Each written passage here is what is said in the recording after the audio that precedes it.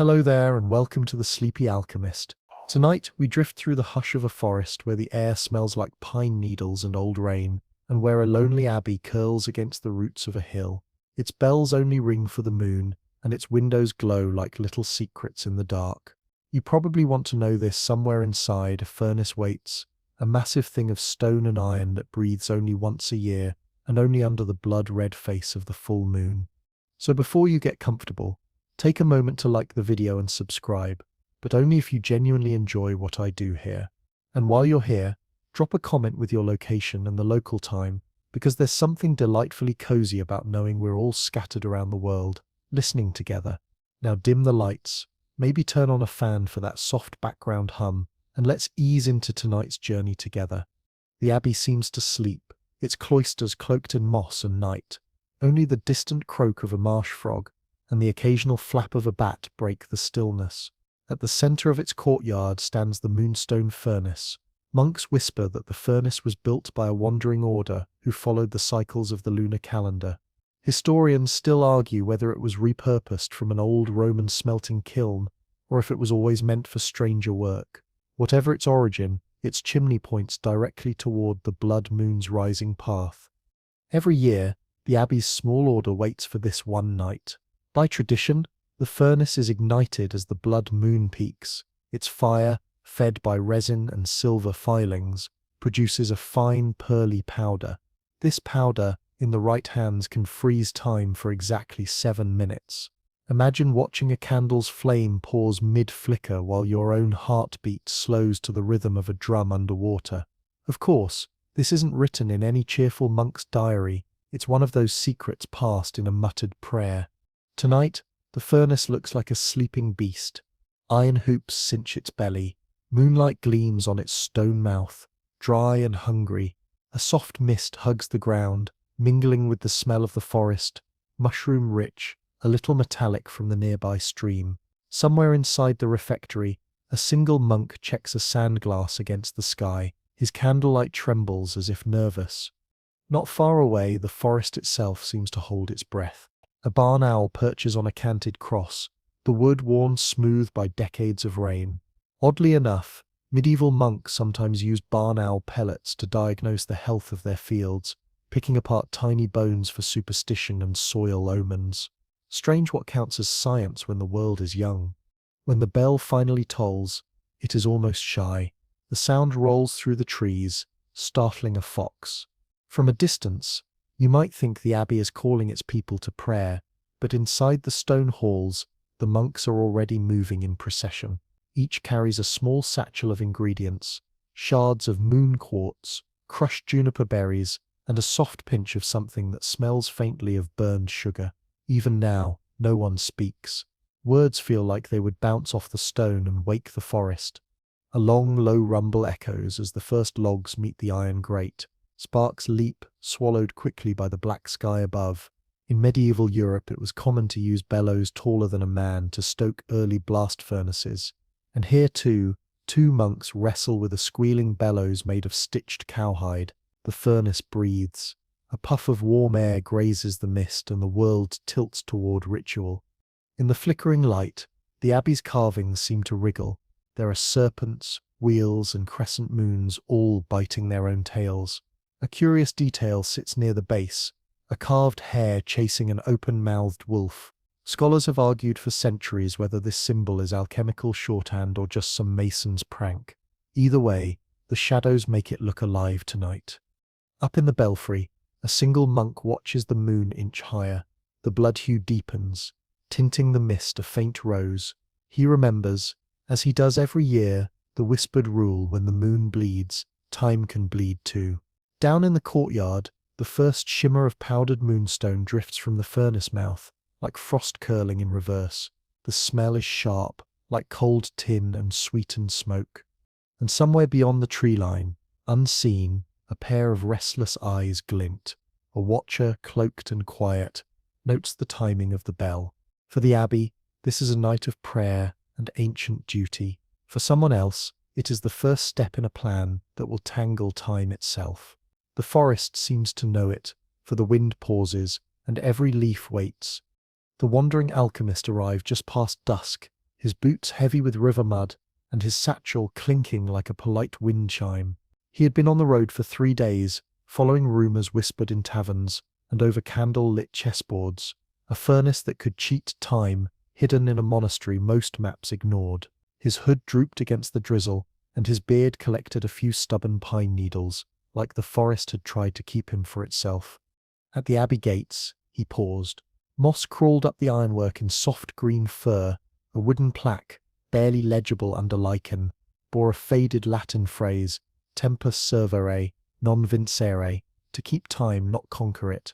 The alchemist grinned under his hood. "We'll see about that," he murmured, as if the stone could hear him. A single monk appeared with a lantern, its flame quivering in the breeze. "You come for the moonstone furnace," the monk said flatly. No greeting, no suspicion either, just the weary certainty of someone who has met too many ambitious strangers. The alchemist only nodded. They led him through the courtyard, where shadows stretched long against the torch-lit walls. His keen eyes noticed details most would miss: the grooves in the flagstones from centuries of processions, the faint metallic scent that clung to the air even when the furnace slept, and a row of clay jars half buried under the eaves, each labelled in chalk with a date and a single rune. Curiosity tugged at him, but he let it simmer quietly. In the refectory, the monks offered a simple meal: barley bread, a wedge of hard cheese, and watered wine. He accepted with the quiet grace of a man who had slept under bridges and in goat pens. One monk, younger and soft-voiced, asked, "Do you really believe the powder can stop the world?" The alchemist chewed slowly, savouring the bread's chewiness. "I believe in strange things. They usually believe in me back." A flicker of amusement passed over the monk's face, but he didn't reply. Somewhere outside, the bell gave a single, distant tock, and the alchemist felt the thrill of timing. He knew that medieval abbeys often rang single notes at night for weather omens or rare rituals, a detail he had read in a dusty manuscript stolen from a market in Ghent. After supper, his host led him to a small cell where the plaster walls curved like a softened eggshell. On the floor sat a straw mat and a woolen blanket. The air smelled of candle wax and damp lime. As he set his satchel down, he pulled out a curious trinket, a polished disc of copper etched with tiny circles and a spiral. It was his own makeshift moon chart, patched together from folklore and half-remembered almanacs. He ran a thumb across its edge and thought of the furnace. He had heard 100 conflicting tales: that it was built by druids who feared the sun, that it required the tears of a hanged man to ignite, that it once froze an entire wedding feast in mid-toast for 3 days. Historians still argue whether the moonstone furnace's origin aligns with early metallurgical experiments or some far older, pre-Christian ritual practice. All the alchemist cared about was that the monks were preparing to fire it tonight. Sleep came slowly. Through the narrow slit of a window, he saw the moon clawing itself higher, deepening from rust to crimson. Owls traded gossip across the treetops. In the distance, wolves, or maybe just very large dogs, let out a chorus of low, echoing howls. He tucked the blanket around his shoulders, thinking about the powder, about those promised 7 minutes of stillness. He imagined what he could do with it: slip into the libraries of dukes, pluck jewels from the ears of arrogant courtiers, or simply wander through the market and watch raindrops hang in the air like crystal beads. He also thought about the danger. Time is not a toy. He had seen a botched hourglass experiment in Padua, where a man swore he lived an entire day in a single heartbeat, his hair gone white in the span of a sneeze. Fringe as that story was, it clung to the edges of his mind like wet wool. The alchemist drifted into a light doze and dreamed of the furnace as a living creature. It inhaled stars and exhaled frost, its stone body creaking like old leather. When he woke to the next bell, the dream still clung to him. He stepped outside into the cloister. Mist pooled like milk along the flagstones. Lanterns flickered in alcoves, and the scent of pitch hinted that someone was oiling the great bellows. A soft scraping reached his ears, a monk sharpening a spade against a whetstone. Odd, he thought, for a night of ritual rather than farming. Then he noticed the grave markers scattered beneath the yews, and realized the spade's purpose wasn't for crops but for cooling coals in the furnace pit. If the fire misbehaved, practical in a somber way, the alchemist ran a hand along the cold stone of the cloister and whispered to himself, "This place is a heartbeat between worlds." His words puffed white in the cold, and somewhere deep in the abbey, the moonstone furnace gave a soft anticipatory groan, as if it, too, was waking. The first sight of the moonstone furnace hit him like a hymn sung in reverse. It crouched in a vaulted chamber beneath the abbey, half buried in the stone floor with a mouth wide enough to swallow a cartwheel. Its bricks were a patchwork of obsidian black and pearly grey, as if it had been cobbled together from the bones of the moon itself. He smelled the metallic tang of old experiments, and the air was cool despite the slow, pulsing warmth radiating from deep inside. Around the furnace, the monks moved like patient ants. They carried small bundles of silver birch and resin-rich pine, stacking them in a precise star pattern near the mouth. A senior monk, his cowl shadowing everything but a single glint of spectacles, handed the alchemist a pair of leather gloves without a word. This was the closest thing to an invitation he'd get. "Careful," the monk murmured finally, his voice like dried leaves. "The stones remember." The alchemist almost laughed, but something in the timbre made him nod instead. He squatted near the furnace mouth, peering into the coals that were not yet coals.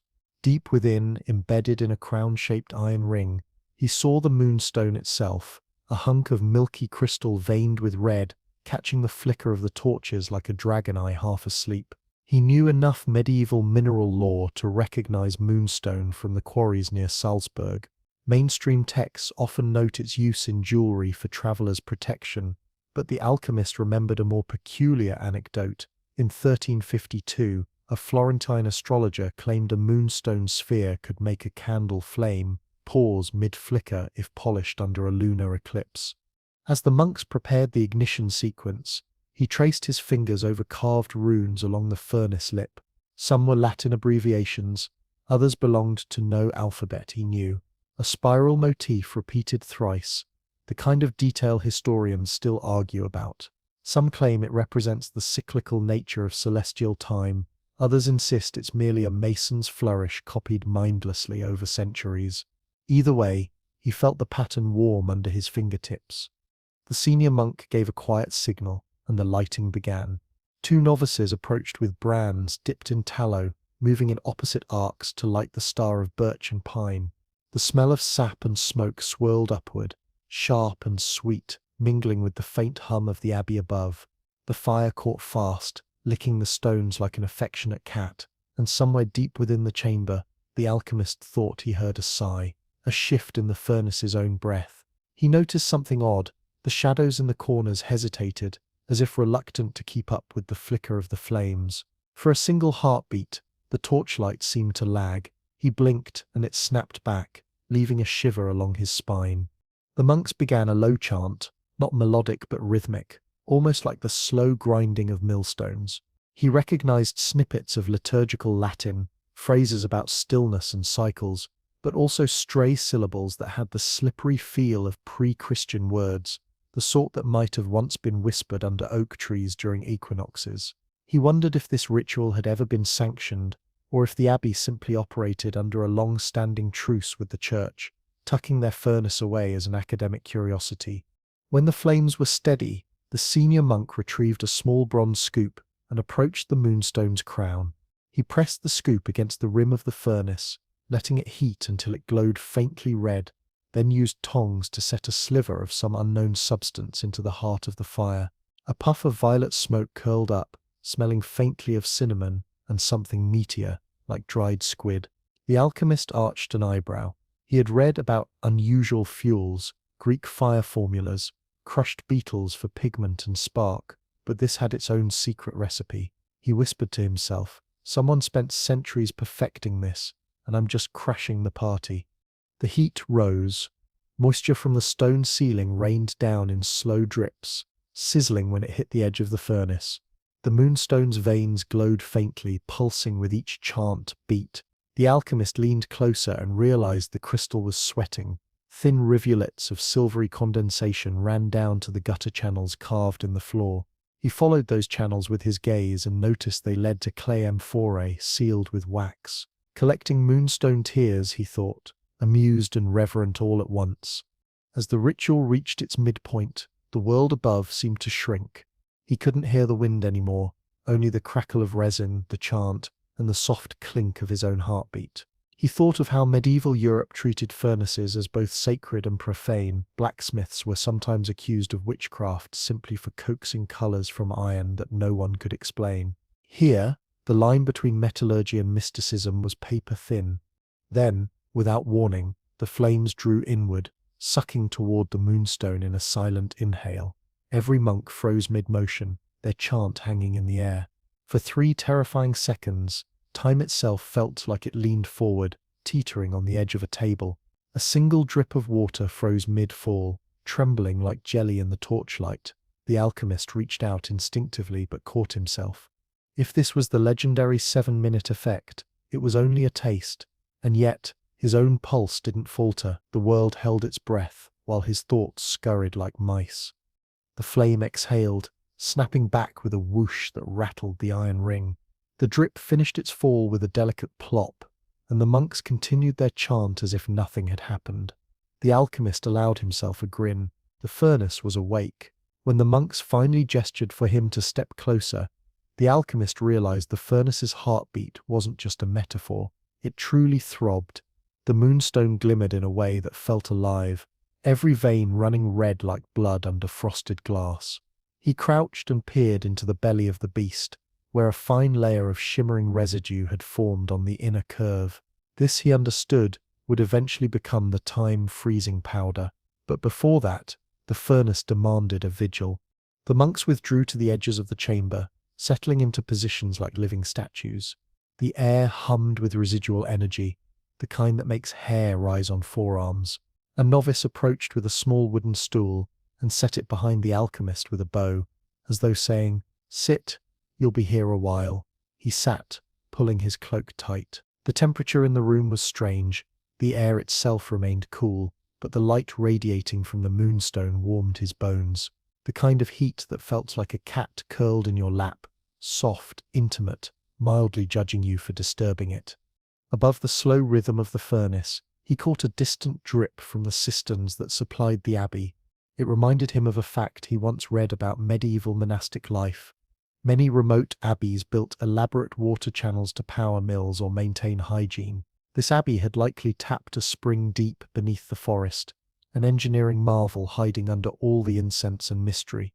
He liked to imagine some Cistercian engineer scratching his tonsured head, grumbling about aqueduct gradients, while someone else plotted secret moonstone rituals in the basement. The alchemist's gaze lingered on the moonstone itself. Legends insisted that moonstone was formed from solidified moonbeams, a romantic notion. Real mineralogy, which he had once studied under a stern Parisian lecturer, called it orthoclase feldspar, but his mind drifted to a fringe tidbit he'd stumbled on in an old French almanac. Sailors in the 14th century sometimes wore moonstone amulets to prevent temporal drift, a superstitious fear that long ocean voyages could pull a man out of God's clock. Of course, no chronicle could prove such drift existed, but the thought nestled in his mind now, warm as the furnace light. He traced another carved symbol along the furnace rim with a gloved finger, a spiral interrupted by a triangle. Historians still argue whether these markings were encoded astronomical charts or simple craftsman doodles. His own instinct leaned toward the former, because every detail in this room screamed of careful intention. The vigil stretched on. He watched the flames bend and straighten, listened to the faint rumbles in the earth, and against his better judgment, let his eyelids droop for a heartbeat. That heartbeat lasted far longer than expected. He snapped awake, blinking, and realized the chamber had subtly shifted. The monks were frozen mid-motion. One had been adjusting his hood. His hand hovered like a marionette. A drop of condensation dangled from the ceiling, round and perfect. The alchemist stood and waved a hand through the air. Experimentally, the world moved like honey. A giddy, reckless laugh bubbled up his throat. He plucked the drop of water and held it in his palm, feeling its trembling resistance to gravity. 7 minutes, he thought. 7 minutes to see the world pause. He wandered toward the amphore, his footsteps echoing unnaturally slow. The moonstone's sweat inside shimmered under torchlight, as if it were liquid silver.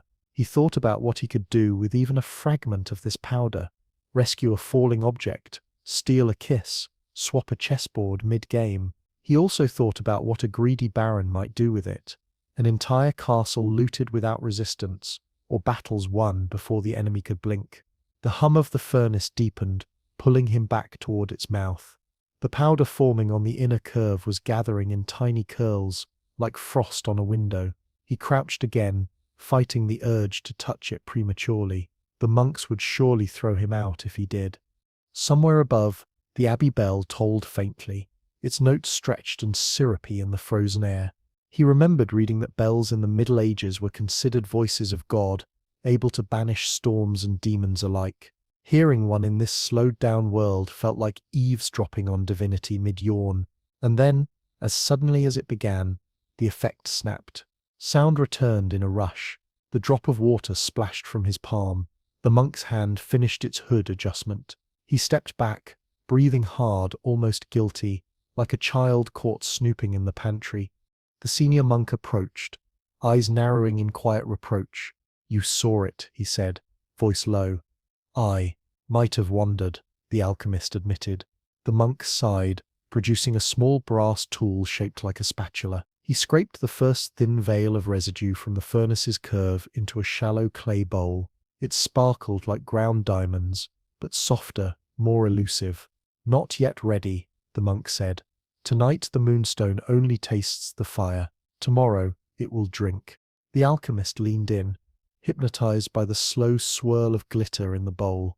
He thought about the 7 minutes again, about how quickly they could vanish in wonder, or be stretched into eternity with mischief. Somewhere in the back of his mind, a voice whispered, the Baron would pay any price for this. The alchemist awoke the next morning to the muted chant of lords, echoing through stone corridors, a soft reminder that time had, mercifully, resumed its ordinary pace. His palate in the guest cloister felt like a slab of cold bread, firm, austere, faintly fragrant with dust. He sat up, rubbing the faint ache in his neck, and realized that the forest mist outside had turned the abbey windows into blurry watercolor panels. A chill breeze slipped through the cracked shutter, carrying the earthy scent of pine and wet soil. Down in the refectory, a novice offered him a cup of spiced barley drink that tasted like the halfway point between porridge and tea. The monks ate in silence, except for the occasional scrape of wooden spoons against bowls. He couldn't help but compare this meal to the lavish breakfasts he'd once enjoyed in Burgundy: warm brioche, apricot jam, a wine so young it still whispered about grapes. Here the austerity was part of the ritual, a way to keep the alchemist humble before the moonstone furnace. He spent the morning trailing the senior monk, a man whose face looked like someone had carved all its expressions into furrows. The monk took him along the abbey's outer paths to gather rare herbs that would be ground into the fire mixture.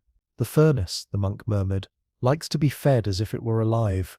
The alchemist bent over a patch of winter savory, fingers numb as he pinched stems, and wondered idly if furnaces could ever get indigestion. As they worked, he recalled a mainstream historical fact he had once read: many monastic gardens in medieval Europe doubled as apothecaries, stocked with sage, rue, and wormwood. These weren't just for medicine, but also for experiments that skirted the boundary between science and sorcery. He found himself musing that if anyone peeked over the abbey wall now, they'd just see two robed figures pinching herbs, completely unaware they were prepping to freeze time in a basement. On the walk back, he stumbled on something unusual: a broken carving half buried in moss, showing a man chasing a crescent moon with a net. He brushed it clean and chuckled. It reminded him of a fringe tidbit he'd once heard in a tavern. Some medieval fishermen swore that moonlight affected the bite of river trout, and a few actually tried fishing by netting moonbeams first, as if catching the light would charm the fish. He liked the idea that someone here, centuries ago, thought you could hunt the moon like a slippery animal. They returned to the furnace chamber just as the monks began the second lighting. The room instantly felt different, warmer, as though it had been waiting for his arrival. He noticed the moonstone's glow was sharper now, tinged with the bloody orange of the early autumn sun cutting through a stained glass slit. He followed the senior monk's hand gestures, sprinkling dried herbs into the belly of the fire. The scent rose, sharp and sweet, something like rosemary and charred orange peel. Sparks snapped like the world clearing its throat. Then slowly the powder from last night was mixed with a pinch of new residue, and the alchemist watched as the reaction rippled across the bowl like frost racing on glass. "Do you hear it?" the monk whispered. He paused, tilting his head. Beneath the roar of fire and the drip of water, there was a high metallic whine, like the faint ringing in one's ears after standing near cathedral bells. "That is time disagreeing," the monk said. "It doesn't like being bent." The alchemist shivered, pulling his cloak tighter. Historians still argue whether monastic alchemists genuinely believed they could manipulate time, or if these rituals were simply elaborate forms of meditation. Yet here he was, breathing in smoke that tickled his lungs, watching minutes wobble on their hinges. Without warning, the world lurched. He had been kneeling one moment, and the next he realized that a droplet of sweat rolling down his temple had stopped mid-journey.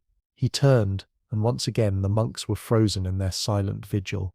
The fire's smoke curled in an elegant sed that refused to rise further. But this time he felt something heavier, the weight of possibility. He rose slowly, heart thudding, and walked to the edge of the chamber. The outside world was visible through a small window, a slice of forest where a bird hung mid-flight, wings locked in a feathery V. He could have touched it if he were cruel enough to climb out. Instead, he wandered to a wooden cabinet he hadn't noticed before. Inside were small vials of finished powder, corked and sealed with wax stamped in the abbey's crest. He realized that each vial represented a stolen 7 minutes. He traced a finger along the wax and imagined the Baron's grin if he held such a prize. A flicker of guilt whispered in his chest. This was supposed to be a sacred trust, a partnership between men and the slow wheel of the cosmos. And yet, human hands always itch for shortcuts. When the effect released, it was less jarring than before. A smooth return, like sliding into water. A monk coughed gently, as if nothing had happened. The alchemist kept his discovery about the vials to himself.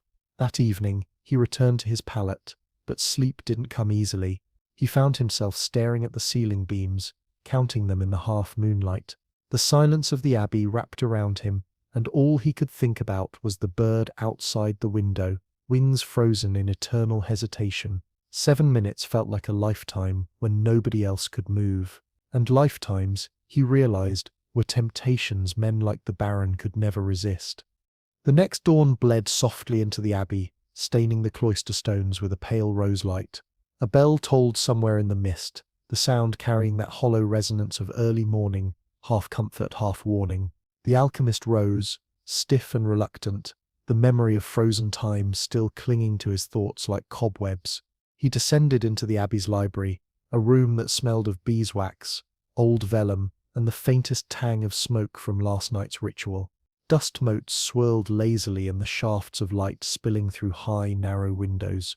A single monk sat hunched at a lectern, copying a manuscript by hand, the scratch of his quill almost rhythmic enough to lull a man back to sleep. The alchemist moved quietly between the shelves, fingers brushing spines until he found the collection of abbey annals. He wanted context, proof that what he had seen was not just the overactive theatre of a sleep-deprived brain. Flipping carefully through brittle pages, he discovered drawings of the moonstone furnace, rough charcoal sketches of the chamber, always lit by a halo of flame, surrounded by annotations in Latin. One note caught his attention. Translated roughly, it read, "Time held briefly may save a man, but break a soul if hoarded." He chuckled under his breath, thinking of the Baron's impatient grin. Hoarding seemed to be the man's favorite hobby. In the margin of another page, a curious symbol appeared, a stylized eye surrounded by 7 dots. A caption described the witness of the 7th minute, a phrase that made his skin crawl. Historians still argue whether these dots represented 7 literal minutes, or if they were symbolic of something more esoteric, like the 7 days of creation, or the 7 wandering planets of medieval astrology. Either way, the implication was clear. Those who saw the 7th minute did not leave unchanged. As he traced the symbol, He remembered a quirky tidbit he'd heard in Prague.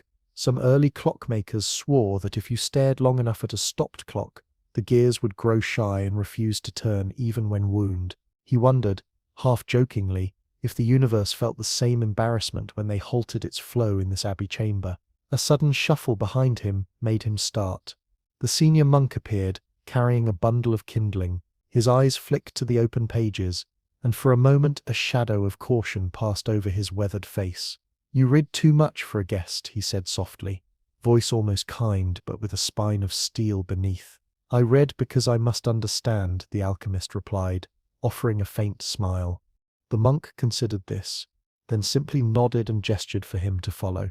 They wound through the narrow stone hallways, the air cool and smelling faintly of damp lichen, until they reached the abbey's granary. Here, to the alchemist's surprise, lay an entire section of the furnace's supplies, bundles of dried herbs, jars of powdered minerals, and several carefully hidden moonstone shards under heavy cloth.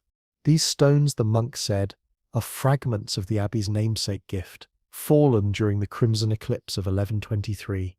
Or so the brothers before us believed. The alchemist lifted one gently. It was heavier than it looked, smooth as river-polished quartz, but it seemed to hum faintly in his hand, like a whisper you couldn't quite make out. "They will not work without the blood moon's blessing," the monk continued, "and even then, only for a short kindness." The alchemist wanted to ask a dozen questions. What if the stone were ground finer, or combined with different minerals, or used outside the abbey? But he bit his tongue. He could almost hear the baron's impatient voice in his head. "Bring me something useful or don't come back." Later that afternoon, they prepared for another 7-minute trial. This time, the alchemist performed more of the ritual himself. He knelt beside the furnace, sprinkled crushed mugwort into the coals, and inhaled the spicy, bitter scent as heat radiated into his face. A low, rising hum filled the chamber. His fingers trembled slightly as he uncorked a vial and added a single drop of oil, distilled from frankincense, according to the monk. And then it happened again. The world bent. He watched a droplet of molten wax freeze mid-drip, forming a tiny stalactite. The hum in his ears became a choir of invisible bells, as if the universe itself was yawning and stretching. He rose to his feet, and on impulse, slipped from the chamber into the corridor. The abbey had become a painting. Monks were mid-stride, robes caught in eternal swirls. A candle's flame curved sideways, like a gold tongue. He walked to the courtyard. A squirrel hung upside down on the trunk of an oak, frozen in a daring leap toward a nut. The forest beyond the walls was utterly still, as if all the world's stories had been put on pause. In that eerie silence, he realized the danger. A man could grow addicted to this stolen stillness. He could imagine the baron here, plucking treasures, avoiding every consequence, crafting a life where only his choices mattered. The 7 minutes passed quickly. A crow cawed in mid-air as time snapped back, the sound almost a slap. The alchemist returned to the furnace, heart pounding, sweat dampening his collar. That night, lying in his cell, he couldn't escape the feeling that the abbey itself was holding its breath, watching him, waiting for the next choice he would make. Sleep came in a fitful tide, broken by odd dreams of clocks that sprouted wings and flew away, leaving him stranded in a courtyard where the sun refused to move. By morning, the alchemist was already awake before the first bell, staring at the damp ceiling beams of his cell, heart fluttering with that mix of curiosity and dread that only the forbidden can stir. A soft knock came at the door. When he opened it, the senior monk stood there with a bundle of travel bread and a skin of water.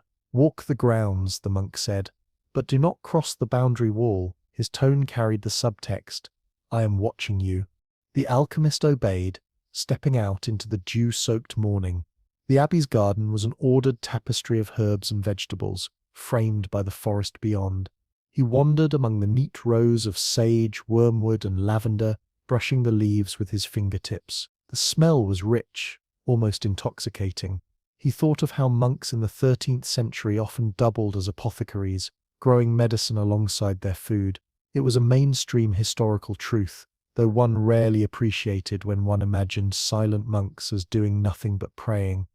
At the far end of the garden, a little fountain gurgled lazily, its stone rim green with moss. He knelt to splash water on his face, feeling the coolness chase away his lingering anxiety. That's when he noticed something peculiar, a fragment of carved stone half buried in the mud. He pried it loose and wiped it on his sleeve. It was a corner piece of a larger relief, showing the same stylized eye with 7 dots he had seen in the Abbey annals. Beneath the eye, faint grooves suggested figures kneeling or falling beneath a blazing orb. He couldn't help but think of how medieval monasteries sometimes encoded their warnings in visual language, meant to frighten rather than instruct. A fringe theory he'd heard in Bologna claimed that such carvings were also psychological locks, meant to stir unease in intruders, softening them for confession. Behind him, a voice cleared its throat. He turned to find a young monk, cheeks flushed from running, clutching a parchment. "A rider has come," he said, eyes wide. "The Baron seeks entry." The alchemist's stomach dropped. He had expected the Baron to grow restless, but this was faster than he'd hoped. Following the monk, he slipped into the shadowed gatehouse and peered down at the arrival. The Baron himself, flanked by 2 guards in dull chainmail, their breath steaming in the chill. The Baron removed his riding gloves with theatrical slowness. "I come as a friend," he called up to the gate. "Surely the Holy Brothers do not bar their allies." The senior monk appeared on the wall, face an unmoved mask. "Our rules are older than friendship," he said. "No lord may enter without invitation." A tense pause followed. The Baron's jaw twitched, but he forced a smile. "Then perhaps my alchemical associate might greet me outside the walls?" His eyes flicked toward the alchemist's shadowed form. The alchemist descended reluctantly and stepped just beyond the gate, where the forest air smelled of pine and damp leaves. The Baron leaned close, voice low. "Tell me, clever one, have you succeeded?" "I have seen it," the alchemist admitted. 7 minutes of stillness, but it is delicate, dangerous. The Baron's eyes gleamed, like a cat seeing an unattended roast. Dangerous for them, perhaps. Profitable for us. Do you know what a man could accomplish in 7 minutes repeated 100 times? He leaned closer, armies frozen, treasuries emptied, enemies humiliated before they can blink. All history, waiting for my hand to move it. The alchemist hesitated, thinking of the courtyard squirrel, the suspended candle wax, and the whispered hum of the stones. It isn't so simple. The Abbey holds more than fire and stone. There is a weight to the air, something watching. The Baron snorted. "You've been breathing too much incense. Stone and fire are all I need. Prepare a sample. I will return when the moon swells again." And with that, he mounted his horse, leaving the alchemist with the echo of hooves and a pit in his gut. Back inside the Abbey, the senior monk confronted him in the cloister's dim arcade. "He will not stop," the monk said, eyes narrowing. "Do not let his greed become your own." That night, unable to sleep, the alchemist crept to the library once more. He studied the old annals by candlelight until his eyes burned. There, he found a cryptic note written in a trembling hand. "The 8th moment is death. The 9th is unknown." He leaned back, chilled. Historians still argue whether such notes were literal warnings of physical decay or allegories for spiritual ruin. Either way, he could not shake the notion that the Abbey had already calculated the price of indulgence, and that he and the Baron were teetering on its edge. The next morning broke with a brittle kind of quiet, the kind that makes every bird call feel like it might shatter the air. The alchemist woke to find the sun a weak coin behind streaky clouds, its rays barely slicing into his cell through the narrow arrow-slit window. He rose, washed in the cold basin, and found that his thoughts still clung to the Baron's whisper. 7 minutes repeated 100 times. Breakfast in the refectory was silent save for the clink of wooden spoons against bowls of barley porridge. Steam curled upward, catching the light, and he found himself mesmerized by how it swirled. He wondered idly if the moonstone furnace could catch even that, freeze it mid-coil, a sculpture of vapor. One of the monks across from him noticed his stare and gave a thin smile. "If you keep looking like that," the monk murmured, "you'll find yourself in the annals as another cautionary tale."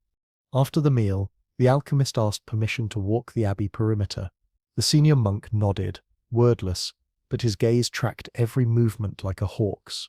Outside, Frost clung to the shaded grass. He followed the outer wall, tracing his hand along the rough stone until he found a small locked gate overgrown with ivy. Behind it, he could just see the forest path twisting away into the mist. Kneeling, he brushed the ivy aside and found something odd. A charm dangling from a rusted nail, a small disc of lead, stamped with the image of a snail, and the letters SPQR faintly scratched over it. He chuckled softly. A Roman snail, huh? He muttered. Quirky as it seemed. Some fringe collectors believed that Romans sometimes used animal charms to slow the passage of time during certain rituals, though mainstream historians considered that more folklore than fact. A bell tolled, low and resonant, pulling him back from the little discovery. He slipped the charm into his sleeve. The senior monk appeared as though conjured from the fog. "You are restless," he observed. "I am thinking," the alchemist said carefully. "Thinking leads to touching. Touching leads to lighting fires that should remain cold." The monk's tone carried the same weary rhythm as the tide scolding the shore. By afternoon, the alchemist sought solace in the library again. Dust motes swam in the beams of light, and the scent of old leather felt like a blanket. He unrolled another brittle scroll and found a passage that set his pulse dancing. "When the blood moon returns, the seventh powder shall be tested, but the furnace shall not lie twice to the same hand." He leaned back in the creaky chair. Not lie twice. Did that mean the furnace could only grant 7 minutes of stillness per person? Or was it a warning that repeated use twisted its gift into a curse? Historians still argue whether such medieval phrasing implied technical limits or moral allegory. Either way, he sensed danger hiding in the words. At twilight, the senior monk summoned him to the cloister. Torches flickered against the stone columns, and the shadows stretched long. "The Baron will return," the monk said, his voice low. "We must move the moonstone furnace to the crypt beneath the north transept. Few know the way. Will you help?" The alchemist hesitated only a moment before nodding. Together they descended a spiral staircase that smelled of earth and iron.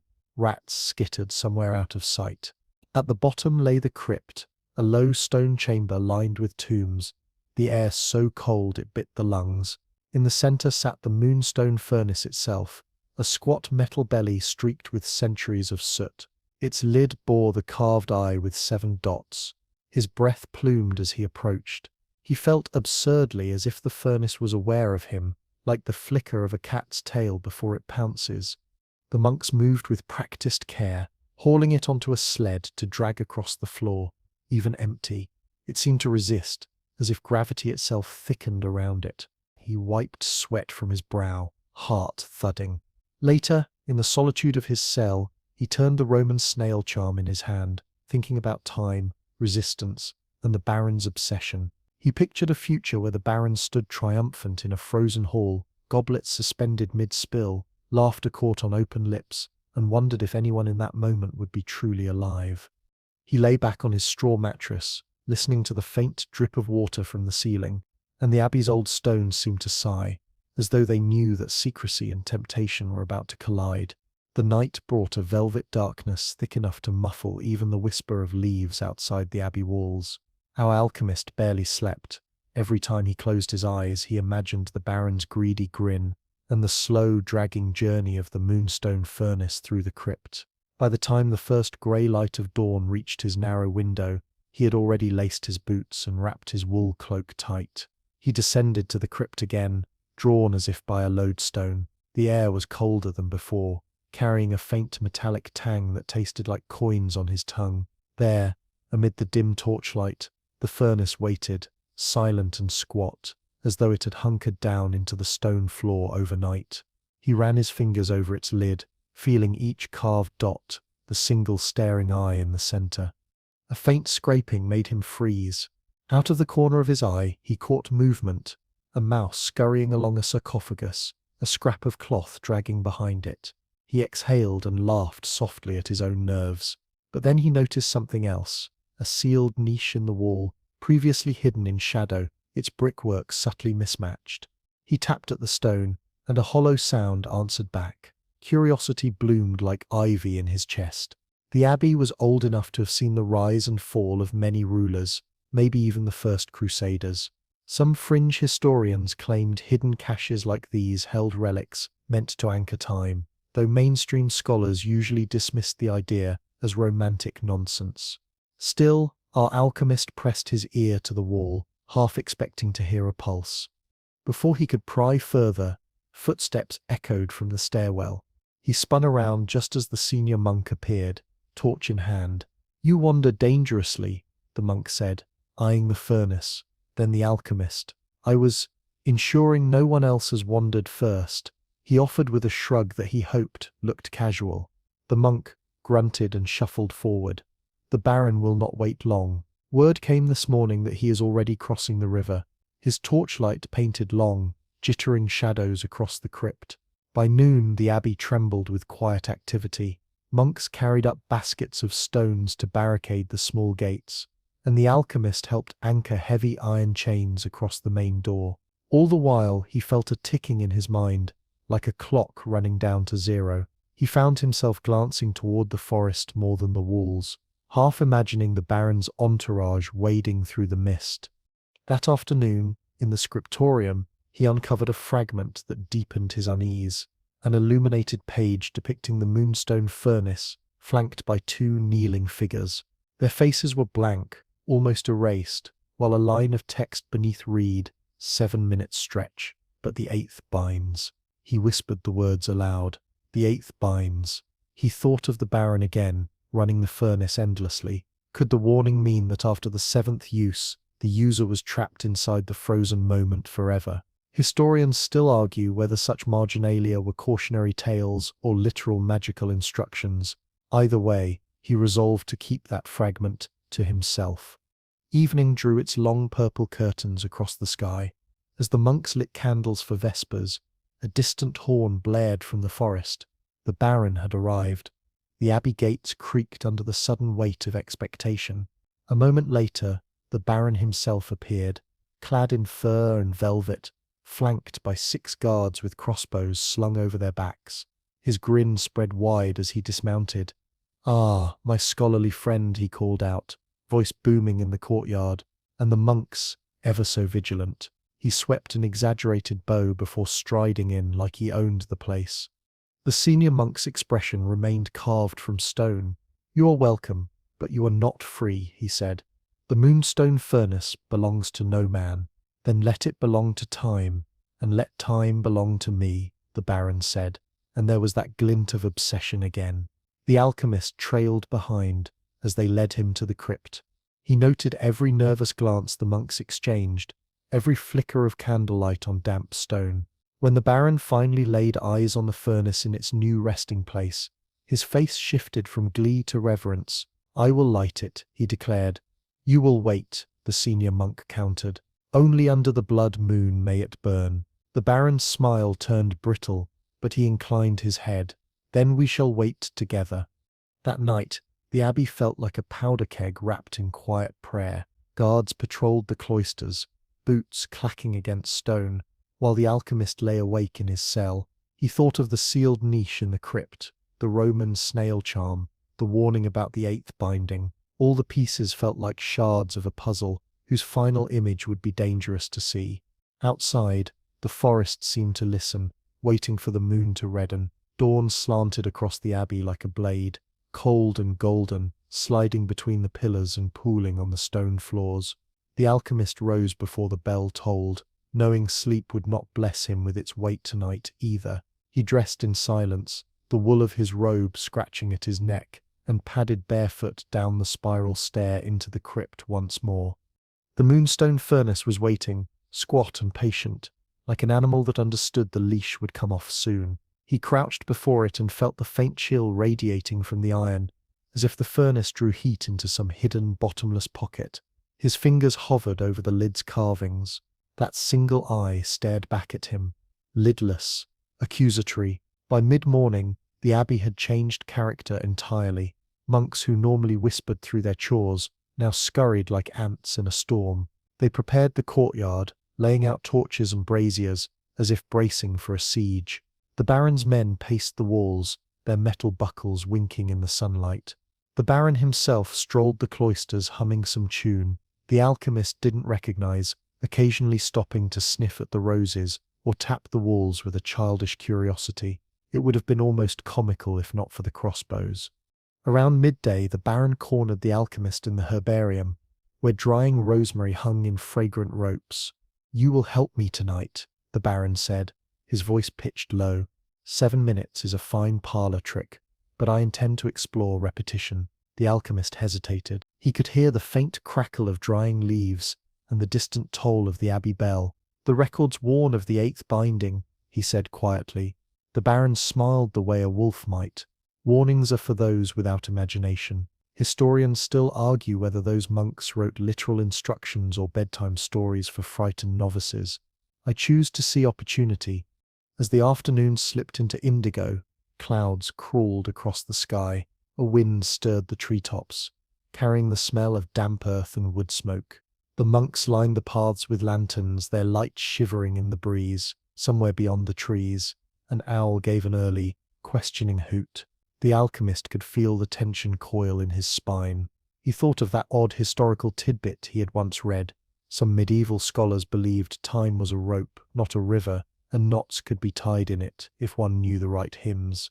He wondered if tonight they would tie a knot too tight to ever untangle. By the time the blood moon breached the horizon, fat and ruddy, the abbey had fallen into a reverent hush. Even the Baron's men grew quiet. Torchlight turned the cloisters into a tunnel of flickering orange. The senior monk held a heavy iron key, his knuckles pale, and led the way into the crypt. The ritual began. The alchemist followed the motions he had learned in brittle manuscripts and whispered recollections. The sprinkling of ash from last year's ignition, the 7 clockwise turns of the lid, the gentle stroke of a raven feather along the furnace seams. The Baron watched like a child staring at fireworks yet to be lit. Finally, the monk handed the alchemist a silver rod tipped with quartz. He touched it to the small aperture in the furnace, and with a sigh like wind slipping through reeds, a blue flame ignited. The furnace came alive, breathing heat in rhythmic pulses, each one syncing with the alchemist's heartbeat. The first trickle of pale powder drifted into the collection basin. The air thickened, humming faintly. A distant bell tolled, yet no echo followed. The sound just hung. A candle drip froze in mid-fall, stretching like a glass teardrop. Time had paused. The Baron's grin widened. He reached out to wave his hand through the suspended droplet, laughing softly. "Marvelous," he whispered. 7 minutes to pluck diamonds from the air. The alchemist's stomach churned. He noticed the crypt's shadows elongating unnaturally, curling toward the furnace like vines. He also noticed something else. The sealed niche in the wall vibrated slightly, as if trying to breathe. He wanted to speak, but the Baron's awe held the room hostage. When the 7th minute passed, the world exhaled. Candles dripped, air moved, and the bell's echo tumbled belatedly through the crypt. The Baron clapped his hands. "Again," he said. The senior monk barked a warning, but the Baron's men raised their crossbows in unison. The message was clear. The alchemist's hands shook as he prepared the second ignition. He thought of the open debate among scholars: did repeating the furnace's cycle stretch time or tear it? He wasn't sure he wanted the answer, but the night would demand it. And overhead, the blood moon watched, patient and unblinking. The second ignition came with a hiss like a serpent roused from a nap. The moonstone furnace shuddered under the strain, and the alchemist swore the iron seams glowed faintly red before settling back into their slate-grey stoicism. A gust of cold swept the crypt, as if the abbey itself inhaled sharply. Dust motes froze mid-air, tiny planets suspended in a private cosmos. The Baron let out a laugh, low and delighted, and motioned for one of his men to move. "Pick that apple," he ordered, pointing to a small offering bowl by the altar. The soldier plucked it free, and the action left behind a ghostly after-image, a smear of color hanging in the stillness. "See, nothing can touch me now." The alchemist could only nod weakly. His mind catalogued every oddity. The crypt's torches flamed like static sculptures. The drip of condensation from the stone ceiling held like amber beads, and even the Baron's breath made a soft, lingering cloud that refused to disperse. 7 minutes again, he thought. But the ticking of his internal sense of time faltered. Was it 5 minutes? or 15. Historians still argue whether medieval conceptions of time were largely symbolic, or if these monks really managed to quantify such impossible phenomena. The Baron busied himself with looting knowledge. He opened vellum-bound tomes and rifled through them like a greedy child, pausing to squint at illuminations of the furnace's single eye. He even snapped a sliver of the moonstone crust from the basin edge and slipped it into a pouch. Then the alchemist noticed something. The shadows from the torchlight had not returned to their proper places. Instead, they stretched along the floor like dark tongues lapping at the furnace. And from the sealed niche, a muffled rattle trembled through the stones, as though a trapped thing stirred behind its prison. The Baron ignored it all. "Again," he said, when the world unpaused, the candle drips resuming their descent, the soldier's after-image finally catching up to his body. "Baron," the alchemist whispered, voice cracking, "twice is already a blasphemy. 3 times, the texts warn of the spiral." He remembered a fringe note he had read in the margin of a 13th century codex. The spiral eats its own tail, and the bell will not toll for those within. He had chuckled at it then. He wasn't laughing now, but the Baron's men raised their crossbows. Even the monks recoiled, hands hidden in their sleeves. So, he obeyed. He took the silver rod, performed the 7 turns, and heard the furnace hum, a deeper, more resonant tone, as though satisfied or hungry. This time, the stillness hit with a weight. The alchemist felt his own heartbeat slow until it became a thunderous drum in his chest. The air thickened into syrup. He moved a hand through it and saw faint streaks of blue follow his fingers, like phosphorescence in deep ocean water. Then came the mistake. The Baron, emboldened by this frozen eternity, pushed open the niche in the crypt wall. He had watched the stone tremble and assumed treasure lay within. The slab swung forward, and a gust of stale air, utterly wrong, rolled out.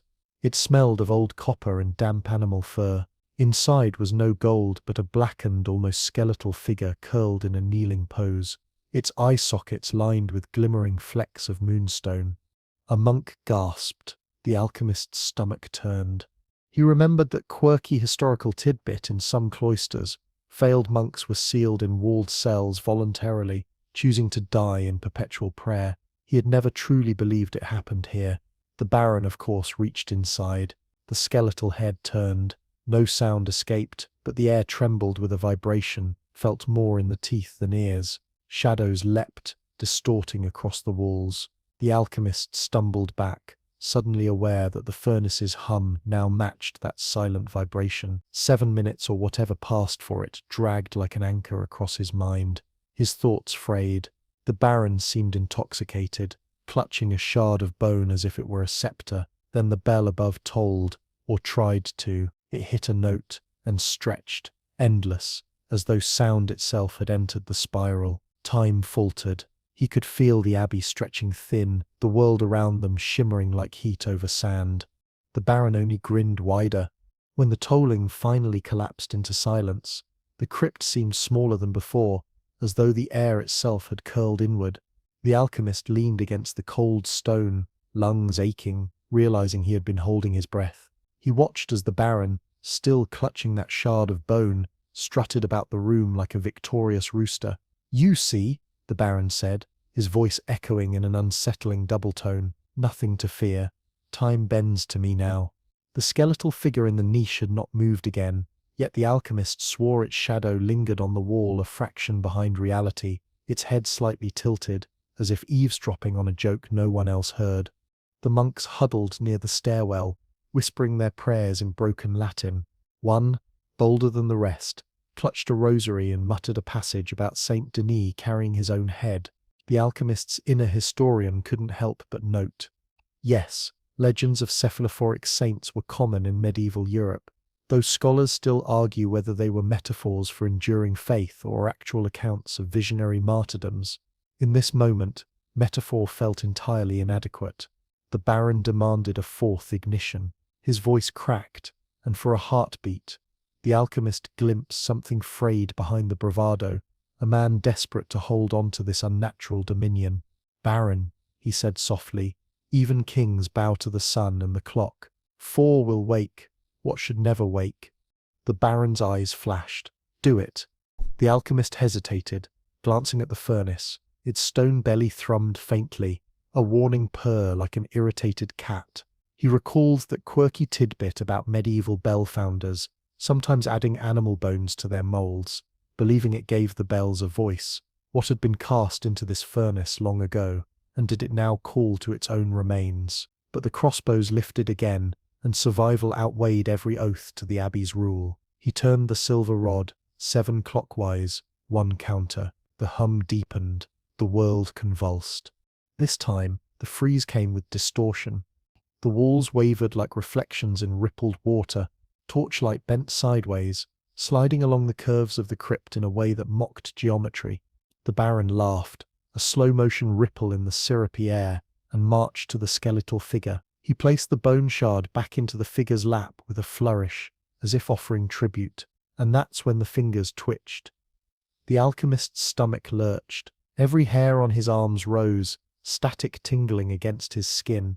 He realized the furnace's hum had aligned perfectly with his own pulse, the rhythm uncomfortably synchronized. He tried to step back, but his boots clung to the floor, caught in the viscous flow of altered time. Then the crypt filled with a faint ringing, not from the bell tower this time, but from the stones themselves. It reminded him of medieval glass harmonicas, instruments spun from wet crystal. He had read about their eerie tone being blamed for madness in the 18th century. He wondered, absurdly, if this was the first prototype, an entire abbey humming itself insane. The skeletal figure began to rise. Vertebra by vertebra, it unfolded like a marionette pulled by invisible threads. Its eye sockets, lined with moonstone flecks, caught the frozen torchlight and reflected it in sharp, icy glints. The Baron's face wavered between awe and fear. "Serve me," he commanded, voice trembling. The alchemist would have groaned if he could. History, real, tedious history, was full of moments where hubris met its inevitable end. Kings who drank mercury for eternal life, nobles who wore arsenic makeup, and yet none of those poor fools had toyed with the hinge of time itself. The figure didn't obey. It turned its head toward the furnace, one jerky degree at a time, and the hum shifted into a long, mournful moan. The walls flexed. Mortar dust rained upward, then sideways, before settling in unnatural swirls. The monks screamed silently, their mouths open in the gel of stilled time. 7 minutes bled on, endless, or maybe it was still the first second, stretched thin like gold leaf. Historians still debate whether subjective time could fracture in trance states, but the alchemist now had experiential data he would have happily declined. Finally, the skeletal figure raised one bony hand and pointed, not at the Baron, not at the monks, but at the alchemist himself. He felt the gesture land in his chest like a cold arrow. He wanted to protest, to explain he was only the vessel, never the master. The Baron snarled.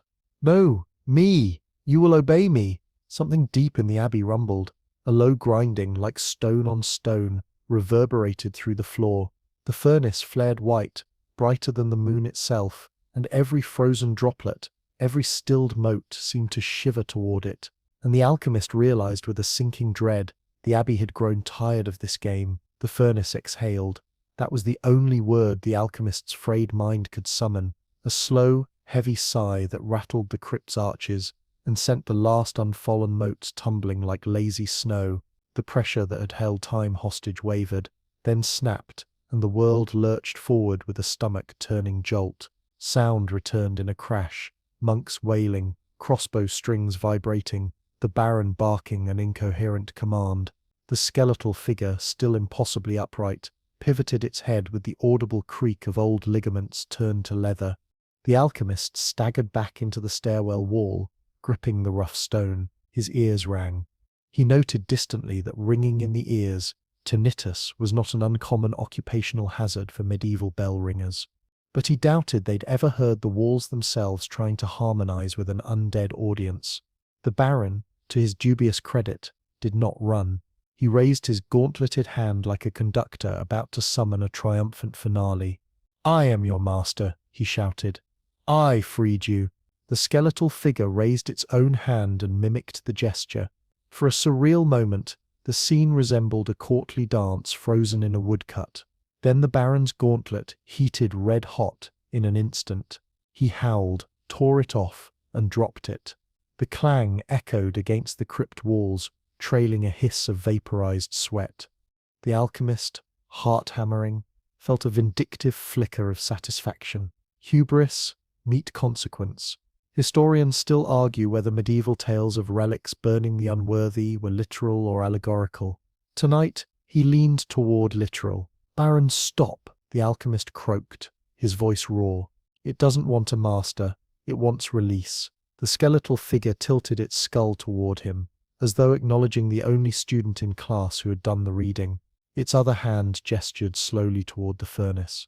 The meaning landed like cold rain. The moonstone furnace did not serve mortals.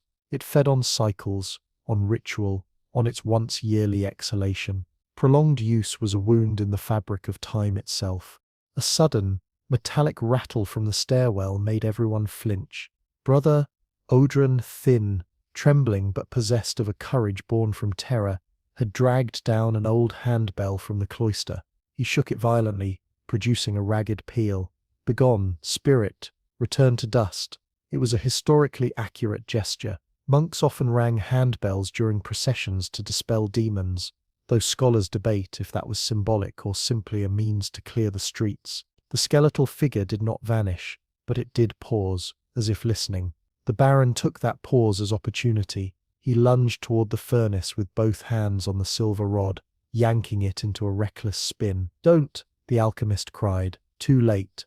The furnace screamed, an almost human wail that vibrated his bones, and the crypt filled with a rushing wind as though the abbey inhaled. Torches guttered. Dust flew upward in twisting helices, and then everything stopped again. This time, the stillness was wrong. The usual soft syrup of frozen time was gone, replaced by an arid absence. Even the air felt brittle like old parchment ready to crack. The skeletal figure stepped forward, each movement punctuated by a dry snap.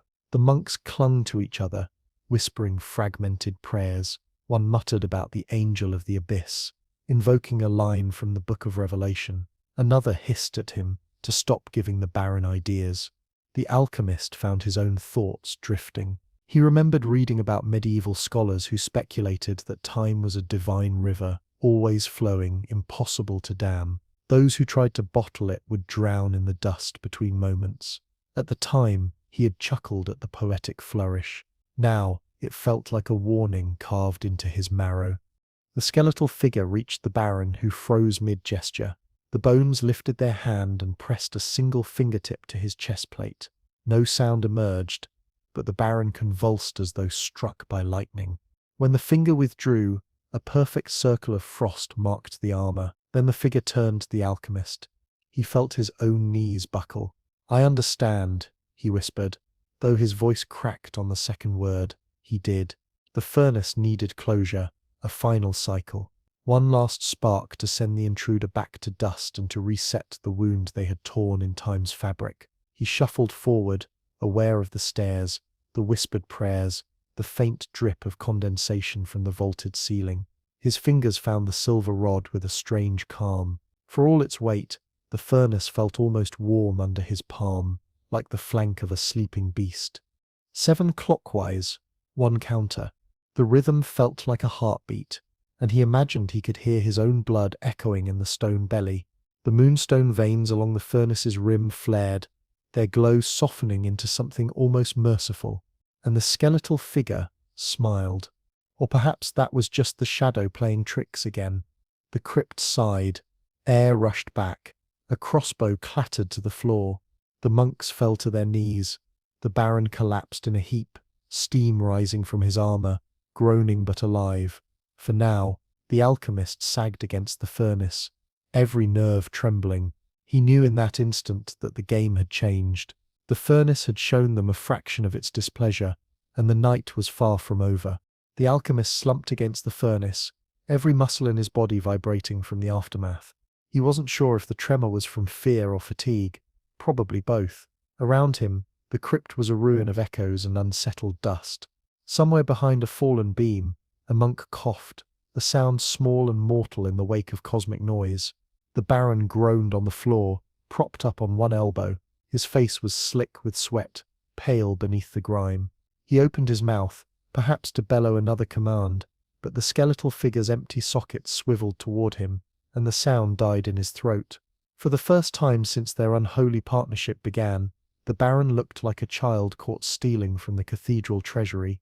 The alchemist slid down to sit, his back against cold stone. He needed a plan. He needed to survive the next 7 minutes, give or take, without tearing another hole in time. He took a deep breath, and the air carried the faint metallic tang of the furnace, like blood on a blacksmith's anvil. A memory rose unbidden, the abbey's library, where he had once found a scroll describing an Egyptian sands of Ra ritual. It claimed that a properly enchanted brazier could hold a single moment, like a falcon in the fist. Historians still argue whether such texts were evidence of genuine proto-alchemy or just medieval fan fiction about pharaohs. Whatever the truth, the resonance with tonight's predicament was uncanny. "Listen to me," the alchemist said hoarsely, forcing his voice to carry. "If we push it again, it will unravel everything. We're holding together by threads." The monks nodded rapidly. One of them, Brother Odrin with his bell still clutched, whispered, "He speaks the will of heaven." The Baron spat onto the floor, but his defiance faltered. "Threads can be rewoven," he muttered, though he did not move closer to the furnace. His hands twitched, perhaps remembering the burn that still throbbed in his palm. The skeletal figure tilted its head, as if considering the words. Then, with ponderous steps, it moved toward the staircase, each motion creaking like old rigging on a storm-battered ship. "Where is it going?" one monk whispered. The alchemist struggled to his feet, ignoring the complaint of his knees. He followed at a cautious distance. Above, the cloister's ruined hall yawned open, moonlight flooding through fractured glass. The blood moon had shifted lower in the sky, a reminder that time, normal, healthy time, was trying to resume its flow. The figure paused at the threshold, skeletal hands hovering over the shattered door. Outside, the forest glimmered with frost even though it was early autumn. The air shimmered faintly, like the last heat rising from cooling forge coals. The alchemist realized with a shiver that the furnace's influence had not been fully contained. Time wasn't just frozen underground, it had leaked into the world. Leaves hung in mid-flutter. A startled owl was fixed in flight, wings crooked like an abandoned kite. He stepped out into the night, boots crunching frost. He thought about medieval chronicles of time storms, tales where entire villages supposedly woke to find their water wheels halted and their roosters crowing at sunset. Modern scholars file them under folklore, though some fringe historians have drawn maps of recurring sites. If one of those scholars were here, they would be scribbling furiously. The skeletal figure raised its arms. The air warped again, but gently this time. Leaves completed their fall. The owl's wings stirred. A soft wind ruffled the alchemist's hair, and he released a breath he hadn't realized he was holding. Behind him, the Baron staggered to the doorway, face flushed with greed and fury. You can't just leave. It's mine." The skeletal figure turned, the motion unhurried but final. Its right hand curled into a fist and then opened, scattering a faint cloud of white powder, moonstone residue, impossibly light. It drifted toward the Baron like snow. He swatted at it, coughing, and stumbled back into the crypt. The alchemist stood in the moonlit frost, shoulders sagging. He realized this was the first time he'd been outside since the chaos began. The forest smelled of pine resin and damp earth, honest scents that felt like a blessing. He whispered, to no one in particular, "We're still alive." The skeletal figure lowered its arms. Its form grew fainter with every heartbeat, like mist burning off in morning sun. One moment it was a silhouette against the red moon, and the next it was gone, leaving only the soft rustle of returned wind and the faraway croak of a night heron. A monk emerged hesitantly behind him. "Master, is it over?" The alchemist didn't answer immediately. He gazed at the blood moon now slipping behind a cloud bank. Its color was dulling toward copper. He felt, rather than knew, that the furnace had settled into dormancy again. But the cost, emotional, spiritual, and perhaps historical, was yet to be reckoned. Finally, he murmured, "It's paused, like us for now." And in that strange, half-healed silence, he knew the abbey's nights would never again be ordinary. The alchemist descended back into the crypt, footsteps careful against loose stone and splinters of charred timber. His fingers trailed along the cool wall, grounding himself in reality after that otherworldly stillness outside. The air still reeked faintly of burnt herbs and melted moonstone, a scent like crushed chalk mixed with wet iron. The Baron sat slumped against a pillar, eyes wide and bloodshot. He clutched his burned hand to his chest, rocking slightly. The man who once roared orders and dreamed of ruling time itself now looked small, diminished. You betrayed me," he rasped. The alchemist didn't bother answering. He was too tired for righteous speeches or moral lectures. He simply checked the furnace, brushing aside a scatter of debris. It was cold now, an inert hulk of black iron and cracked stone. He reached into its ash pan and found only a thin crust of white powder, the residue of their failed greed. He dared not even bottle it. From the shadows the monks crept closer, cautious as cats around a wounded dog. Brother Odren raised his little bell with trembling fingers. "The forest breathes again," he whispered. "I heard an owl hoot. We are spared." The alchemist gave a weary nod. "For tonight." He straightened with a groan and surveyed the chamber. Broken beams, shattered tiles, and scorch marks told the story of hubris. He imagined future generations puzzling over the scene, the way modern scholars debate the sudden abandonment of medieval sites. Historians still argue whether certain deserted abbeys were struck by plague, raided by neighbors, or cursed by their own rituals. Tonight he knew firsthand that all three explanations could be true in spirit. A faint drip echoed from the far wall. Water seeped through cracked mortar, as if the abbey itself wept. The alchemist approached, curiosity fighting exhaustion. He touched the wet patch and found it icy cold, colder than it should have been. A thin rime of frost spider out from the contact point, vanishing seconds later as the stone warmed. "Residual time freeze," he muttered. "It lingers in pockets." The monks leaned in, fascinated, despite their fear. One murmured a prayer, another whispered a superstition about winter ghosts. Medieval Europe was full of such tales, peasants reporting that certain wells or forest glades would stay frozen in midsummer. Most were dismissed as exaggerations, but the alchemist now considered them differently. A sudden clang startled everyone. The Baron had kicked an overturned brazier in frustration, scattering soot. "You think it's over?" he snarled. 7 minutes, ha. We saw what it could be. We could live like kings outside of time." The alchemist turned slowly, letting the silence stretch until even the Baron's breathing sounded loud. "You already lived outside of time," he said softly, "and look what it made of you." The Baron's mouth worked, forming no reply. His shoulders sagged. He looked at the monks, at the broken furnace, at his blistered hand, and for once he found no audience for his ambitions. He stumbled toward the stairs without another word, disappearing into the night air like a ghost that hadn't realized it was dead inside. The alchemist exhaled a shaky breath. He could feel the abbey's heartbeat slowly returning to normal. The torchlight flickered naturally now, unwrapped by temporal distortions. He realized, with a twinge of bittersweet satisfaction, that this ruin would never see the moonstone furnace lit again. "Help me," he said to the monks, voice low but firm.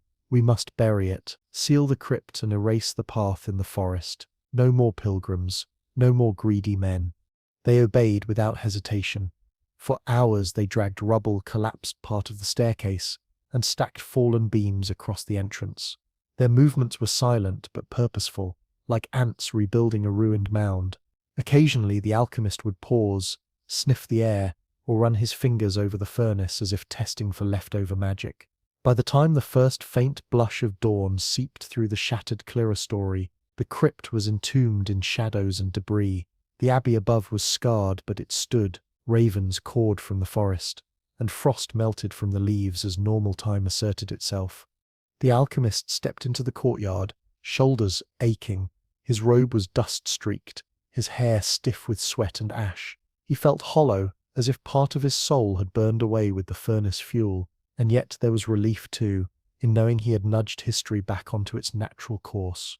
He recalled an old alchemical maxim scribbled in the margins of a 14th century codex.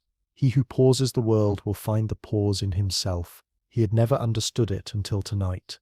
The monks gathered around, exhausted but alive. Brother Odrin gave a small smile. The forest, it feels lighter. The alchemist nodded. It will heal. So will we, if we let it. He glanced toward the distant tree line, half expecting to see the skeletal guardian one last time. There was nothing but the sigh of the wind and a scattering of crows taking flight. "Come," he said finally. "We need warmth, and maybe tea." It felt absurdly human to say, and yet the monks chuckled softly, the sound a fragile thread of normalcy stitching through the night's horrors. As the sun inched higher, gold touched the abbey walls, and for the first time in a long while, the alchemist believed they might survive the dawn. By midday, the abbey courtyard looked almost serene again, though smoke stains still marred the stone and charred timbers lay stacked in a corner like the bones of some defeated beast. The alchemist sat on an upturned barrel, a steaming mug of nettle tea in his hands. He stared into the forest, following the long shafts of sunlight as they dappled the mossy ground. The Baron was gone. He had slunk away at dawn, leaving no words, no threats, not even the clink of his usual gold rings. The alchemist imagined him stumbling through the woods, pursued by regrets heavier than his armor. Historians still argue whether medieval lords who dabbled in occult pursuits were driven by political ambition, genuine curiosity, or simply the boredom of privilege. Watching the Baron fade into myth felt like seeing that debate play out in real time. Brother Odrin shuffled over, holding a tray of coarse bread and soft cheese. "Eat," he urged gently. "You'll fade away like the mist if you don't." The alchemist managed a crooked smile and took a bite. It tasted of soot and dust, but at least it was real. He chewed slowly, letting the rhythm of life settle back into him. A distant rustle caught his ear. He glanced toward the tree line and saw a deer emerging cautiously from the underbrush, ears twitching. The forest's tenants were returning, no longer frightened by the temporal disturbance. The animal stepped into the clearing, snorted, and bent to nibble grass, as if blessing the abbey with its mundane presence. "You see that?" the alchemist murmured. "Even the wildlife forgives us faster than we forgive ourselves." Odrin gave a small laugh. "Perhaps the forest knows we meant no harm." The alchemist didn't respond. In truth, he was not so sure. He thought of the frost blooming from the crypt wall, of the lingering white residue in the furnace. Time might forgive slowly, or not at all. After eating, he wandered the perimeter of the abbey, noting damage and making mental plans for repairs. Roof slates had cracked from the shockwave. Some of the stained glass had shattered entirely, leaving jagged edges like broken teeth. He paused at one window frame where a fragment of colored glass still clung, a tiny blue angel, face worn smooth by centuries. He reached out and tapped the fragment gently. "We survived, little one," he said under his breath. Somehow. In the afternoon warmth, he led the monks in a somber ritual of cleansing. Buckets of water were hauled from the well, and together they scrubbed scorch marks from the flagstones and walls. Each splash and sweep felt symbolic, as if rinsing away the residue of ambition and fear. Brother Harin, the youngest monk, asked in a hushed voice, "Will the moonstone furnace ever call to us again?" The alchemist shook his head.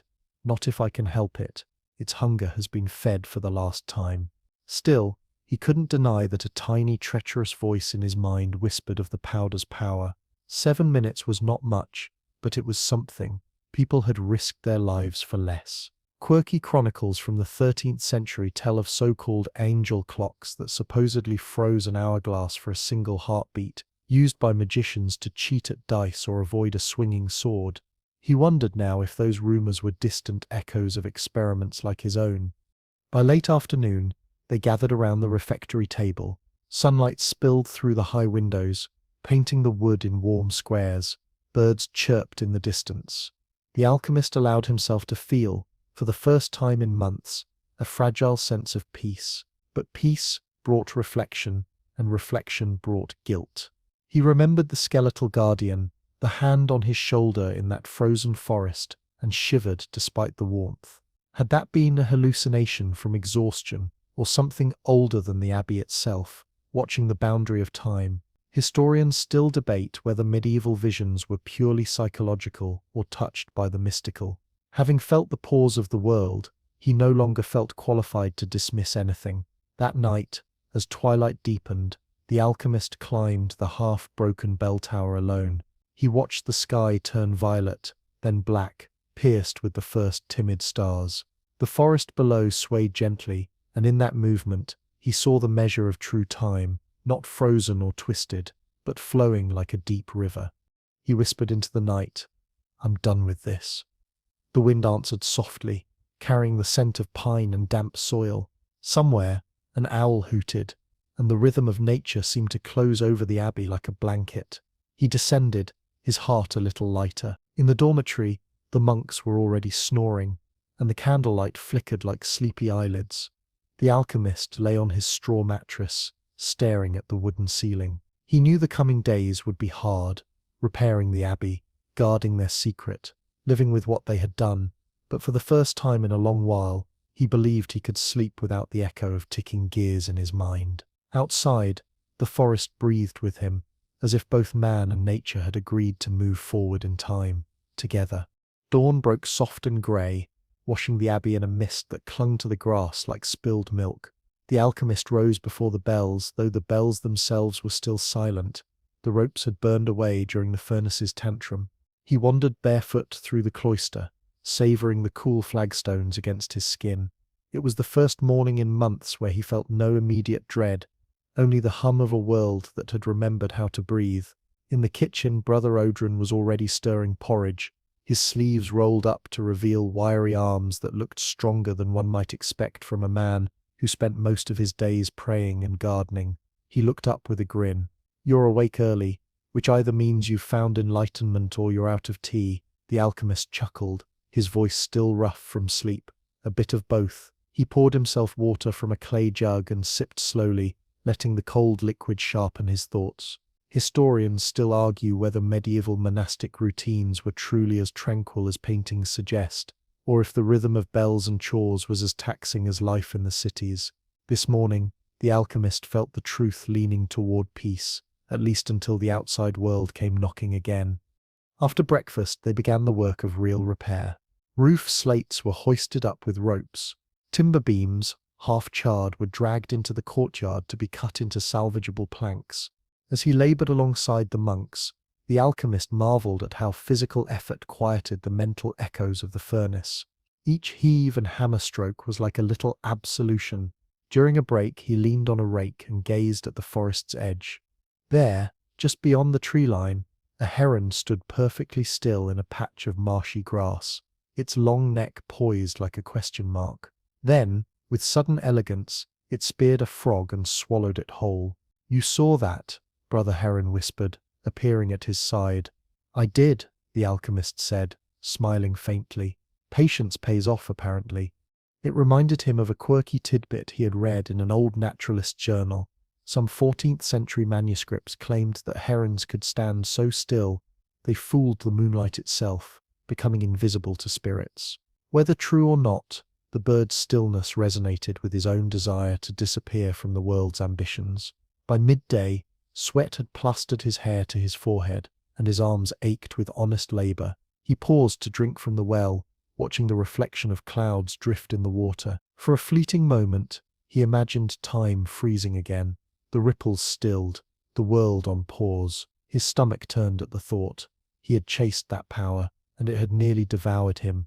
The afternoon brought visitors. A pair of travellers, muddy from the road, arrived seeking bread and blessing. They carried rumours like stray sparks of a baron seen wandering the woods, muttering to himself, claiming he had glimpsed the skeleton that owns the clocks of heaven. The monks exchanged uneasy glances, but the alchemist said nothing. Some stories needed no correction. As evening approached, the abbey looked more itself again. A new rope hung from the bell, ready to toll at sunrise. Cleaned walls gleamed faintly in the low light. The alchemist walked the perimeter, checking that each shutter closed, each door latched. His mind, once a restless laboratory of schemes and calculations, now drifted to simpler thoughts, whether the next day's weather would be fair, or if the bread would rise properly. Still, the moonstone furnace lingered in his imagination like a phantom limb. He found himself back in the cellar, staring at the cold iron belly of the contraption. It seemed smaller now, almost meek, but the faint shimmer of the residual powder clung in its seams. He thought of the Baron's greedy hands, of the frozen forest, of the Guardian's silent warning. "Not again," he whispered to the darkness. "You'll stay asleep." The wind outside sighed, and a mouse scurried through the hay. He let the cellar door fall shut with a final thud. That night, the monks gathered for a brief, quiet service. The chants rose softly into the repaired rafters, curling like smoke. The alchemist's voice joined theirs, hesitant but steady, and for once he prayed not for knowledge, not for control, but simply for rest. Later, in the dormitory, he lay listening to the distant croak of frogs and the occasional drip of water from the gutter. Sleep came slowly but sweetly, like the abbey itself had wrapped him in a blanket of absolution. The forest and the world outside could keep spinning without his interference.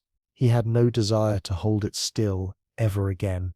The next morning arrived with the sound of soft rain ticking against the abbey's repaired shutters.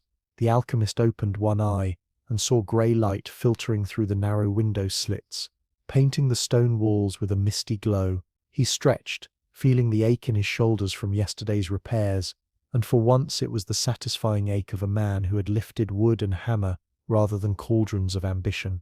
He slipped outside into the drizzle, hood up, boots squelching in the muddy courtyard.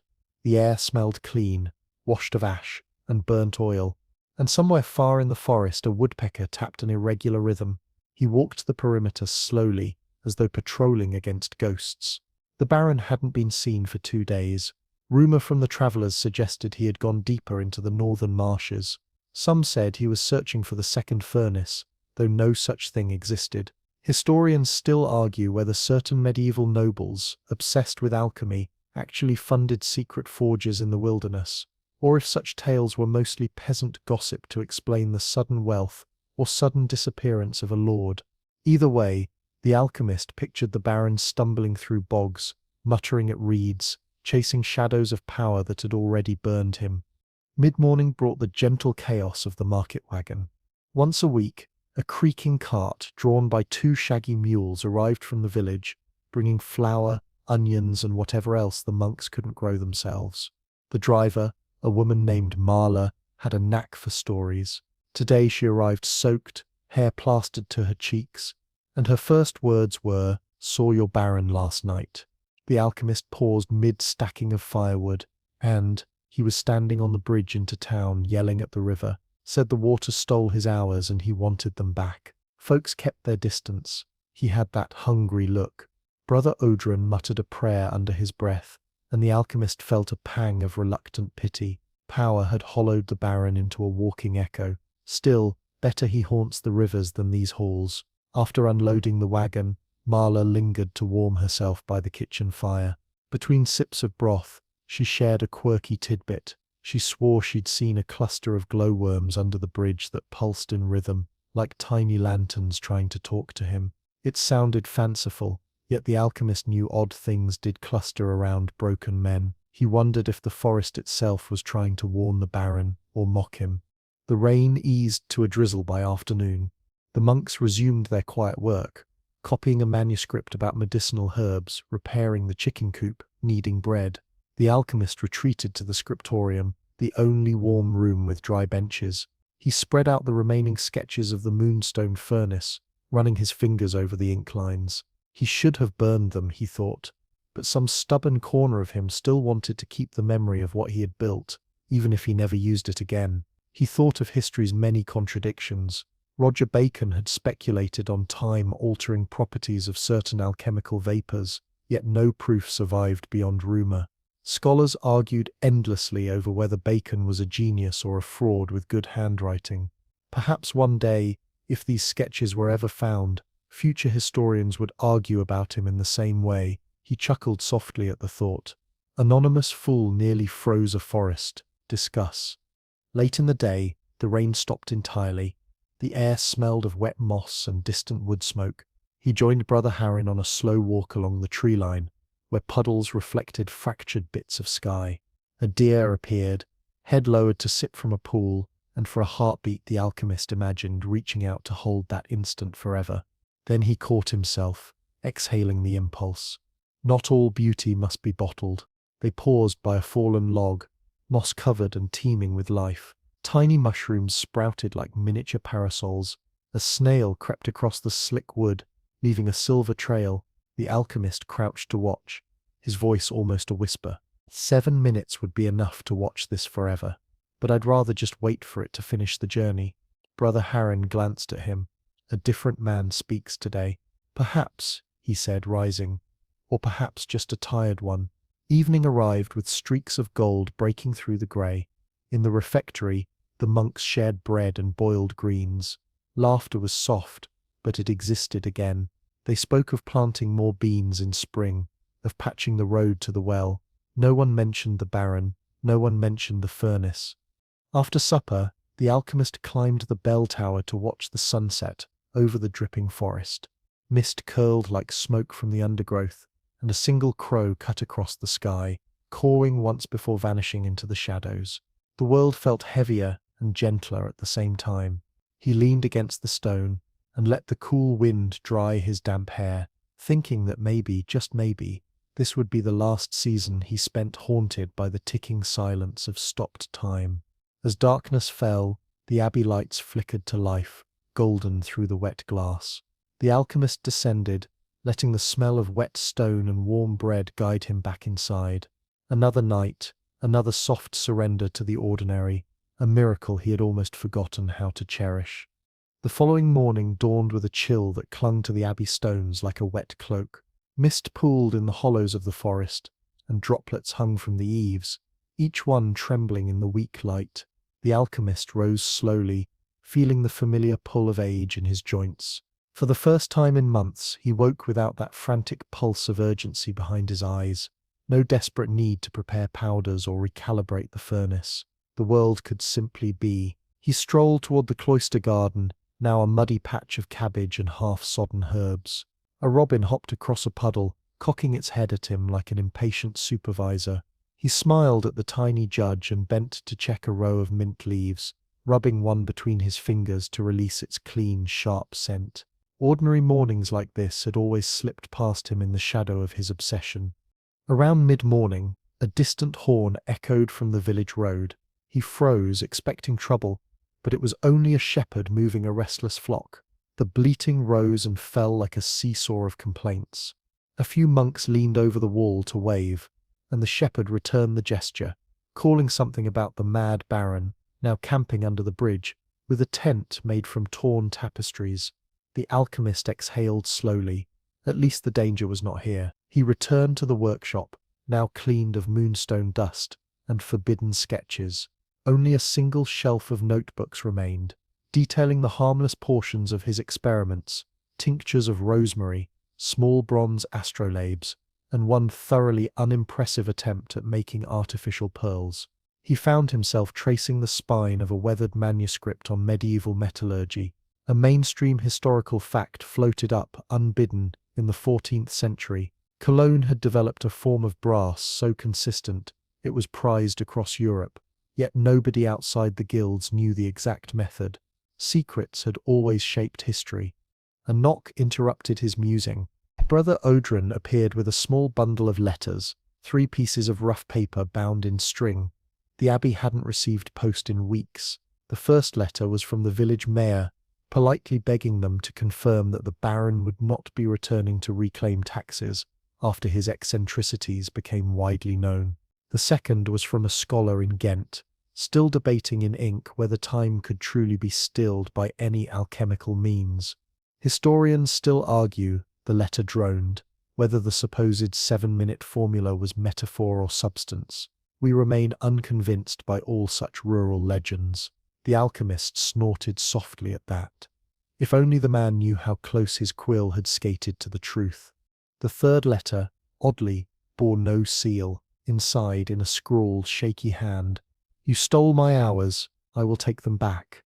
No signature, but none was needed. The alchemist's throat tightened.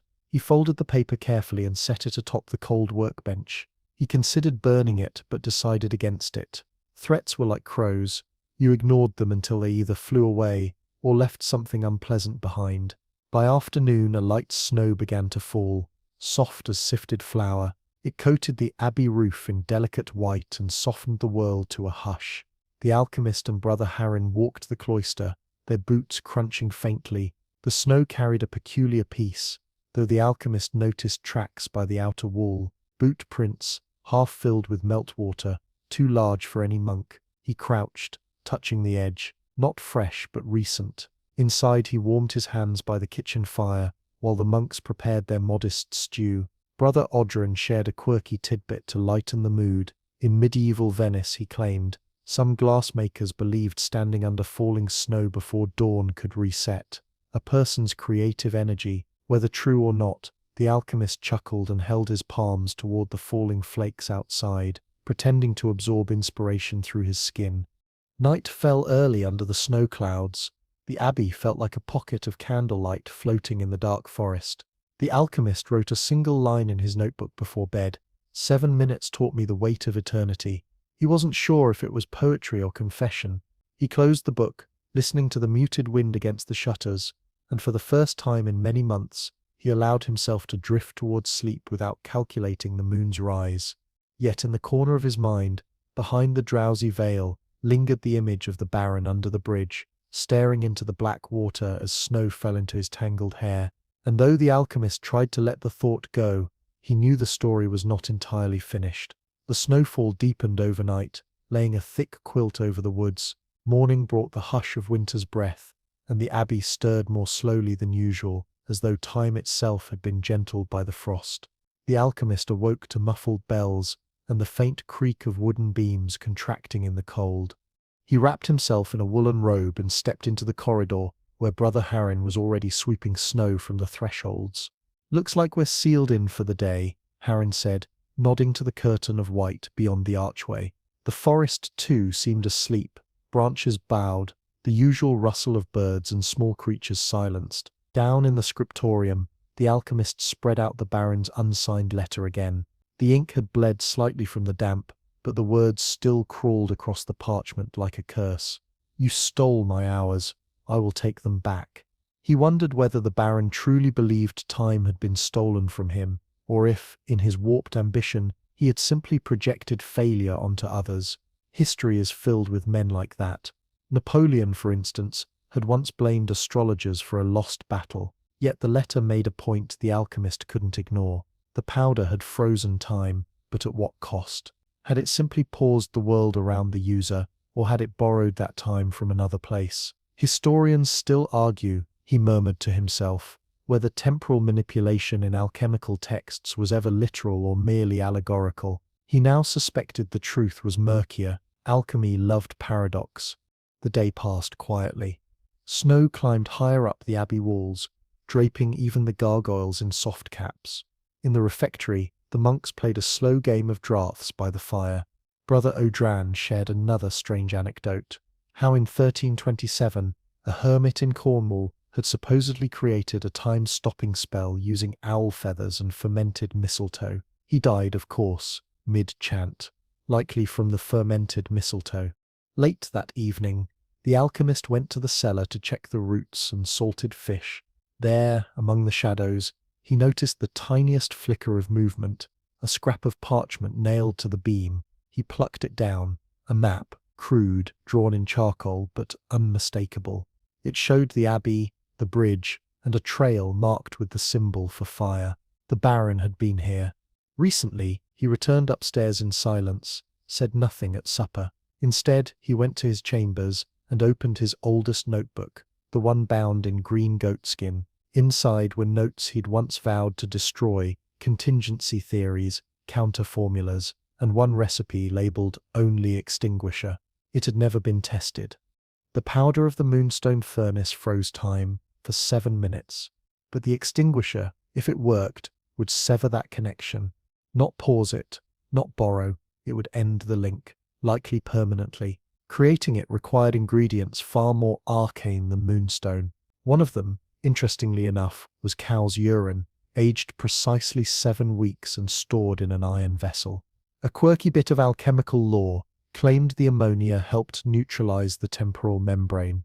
Modern chemistry, of course, would laugh it off, but he'd seen stranger things work. He spent hours gathering what he could: soot from burnt sage, dust from an ancient fresco in the chapel, and yes, even cow's urine, donated months ago by a farmer monk for experiments in stain removal.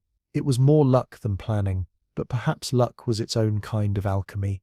At midnight, he stood in the workshop, vial in hand. The powder shimmered a pale blue, nothing like the furnace's deep crimson dust. He corked it tightly and set it on a padded cloth. Outside, the wind shifted. Somewhere a twig snapped. He doused the lanterns and crept silently to the east cloister, eyes adjusting to the moonlight reflecting off the snow. There, just beyond the hedgerow, was a figure, cloaked, still, watching.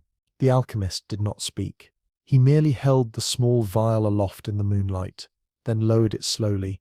The figure remained still for a moment, then retreated into the trees. Not fast, deliberate, measured steps, as if to say, "I'm not done." Back inside, he leaned against the door and allowed himself a long breath. There would be no confrontation tonight, but it was coming. The snow had crusted into glittering shards by dawn, the kind that crunch underfoot with a brittle, satisfying crackle. The alchemist rose from a restless sleep, his head full of ticking clocks and drifting ash. He brewed a pot of bitter chicory. Monks often used it when coffee was too expensive, and let the earthy steam curl around his face. Today would be the day of choices. He could feel it in his bones, the same way sailors claim to sense storms in their knees. Through narrow windows he watched the forest shift under the weight of cold. Rabbits hopped nervously along the stone wall, leaving dotted trails in the white. He thought, not for the first time, of how time moved differently for creatures that never counted it. 7 minutes frozen to a rabbit was simply another nap. Humans, by contrast, built entire wars around hours and deadlines. Historians still argue whether the medieval obsession with mechanical clocks made society more orderly or more neurotic. He carried the small vial of extinguisher in his pocket, feeling its cool glass press against his thigh with each step. He had decided if the Baron returned tonight, he would end the Moonstone Furnace's influence forever. No more borrowed moments. No more crimson temptation. All morning he busied himself with mundane chores, fetching water from the half-frozen stream, rubbing wax into the abbey's wooden doors to keep them from splitting in the cold. He thought of a quirky piece of lore Brother Harren had once shared. In Norway, some medieval churches lined their doors with animal fat to keep spirits from entering during winter. It didn't work against spirits, but it certainly kept the wood from cracking. By noon, the forest seemed to hold its breath. The wind had died entirely. It was the kind of quiet where every drip of melted snow from the eaves sounded like a drum. The alchemist took that as a sign. Something would break this stillness soon. Sure enough, near dusk, the first figure appeared at the tree line, then another, and another. 6 in total, cloaks pulled tight, boots dark against the snow. The Baron led them, his face ruddy in the cold, his expression almost euphoric. "You've had your fun," the Baron said, as they approached the gate, "but the moon is mine tonight." The alchemist said nothing. He simply stepped back, letting the Baron and his men enter the courtyard. Their boots crunched on the icy flagstones. A few monks peered from doorways, muttering prayers under their breath. "Open the furnace," the Baron ordered. "We light it." Now, the alchemist led them to the abbey's heart, where the Moonstone Furnace sat cold and dormant. Snowmelt trickled along the stones where the roof had dripped. He felt each heart beat as a heavy drum in his chest. The Baron's men began unpacking bags, moonstone fragments, kindling, and strange mechanical devices. He had clearly prepared to bypass ritual. "I have no need for monks or prayers," the Baron said. "I only need your knowledge, and if I refuse," the alchemist asked, his voice as soft as the snow outside, "then time will teach you pain." The Baron smiled in a way that was all teeth. The alchemist's hand brushed the extinguisher vial in his pocket. Its weight seemed to pulse. He could destroy the connection now, end this madness before it began. But part of him hesitated. Ending the furnace would erase the abbey's last secret, its single miracle, Could he really snuff it out? Then the Baron made his final mistake. He stepped to the furnace, pressed his palm against the moonstone rim, and said, "Tonight, time bends to me." The alchemist moved. In one smooth motion, he uncorked the vial and flung its contents into the furnace's open maw. A hiss like boiling water erupted, followed by a burst of white vapor. The room smelled of ammonia and wet iron. The Baron reeled back, coughing. The moonstone fragments on the floor began to crumble, flaking into grey dust. A deep groan shuddered through the stones of the abbey, as if the building itself were exhaling after centuries of tension. "No!" the Baron howled, scrambling toward the furnace. He touched the rim and yanked his hand away with a scream. Frostbite bloomed instantly along his fingers, a cruel mark of the furnace's death throes.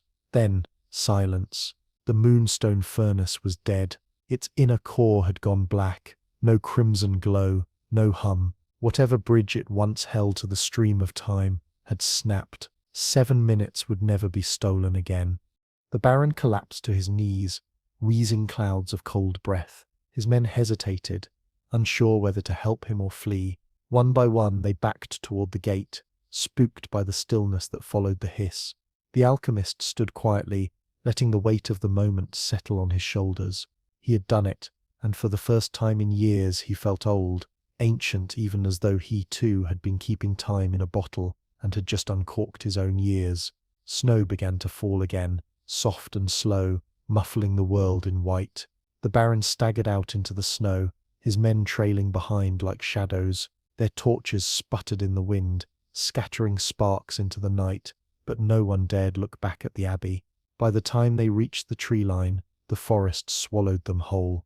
The only evidence of their intrusion was a line of boot prints leading away from the moonstone furnace's tomb. Inside, the alchemist leaned against a cold stone pillar, letting his legs finally give way. His hands trembled, not from fear, but from the aftershock of finality. It was done.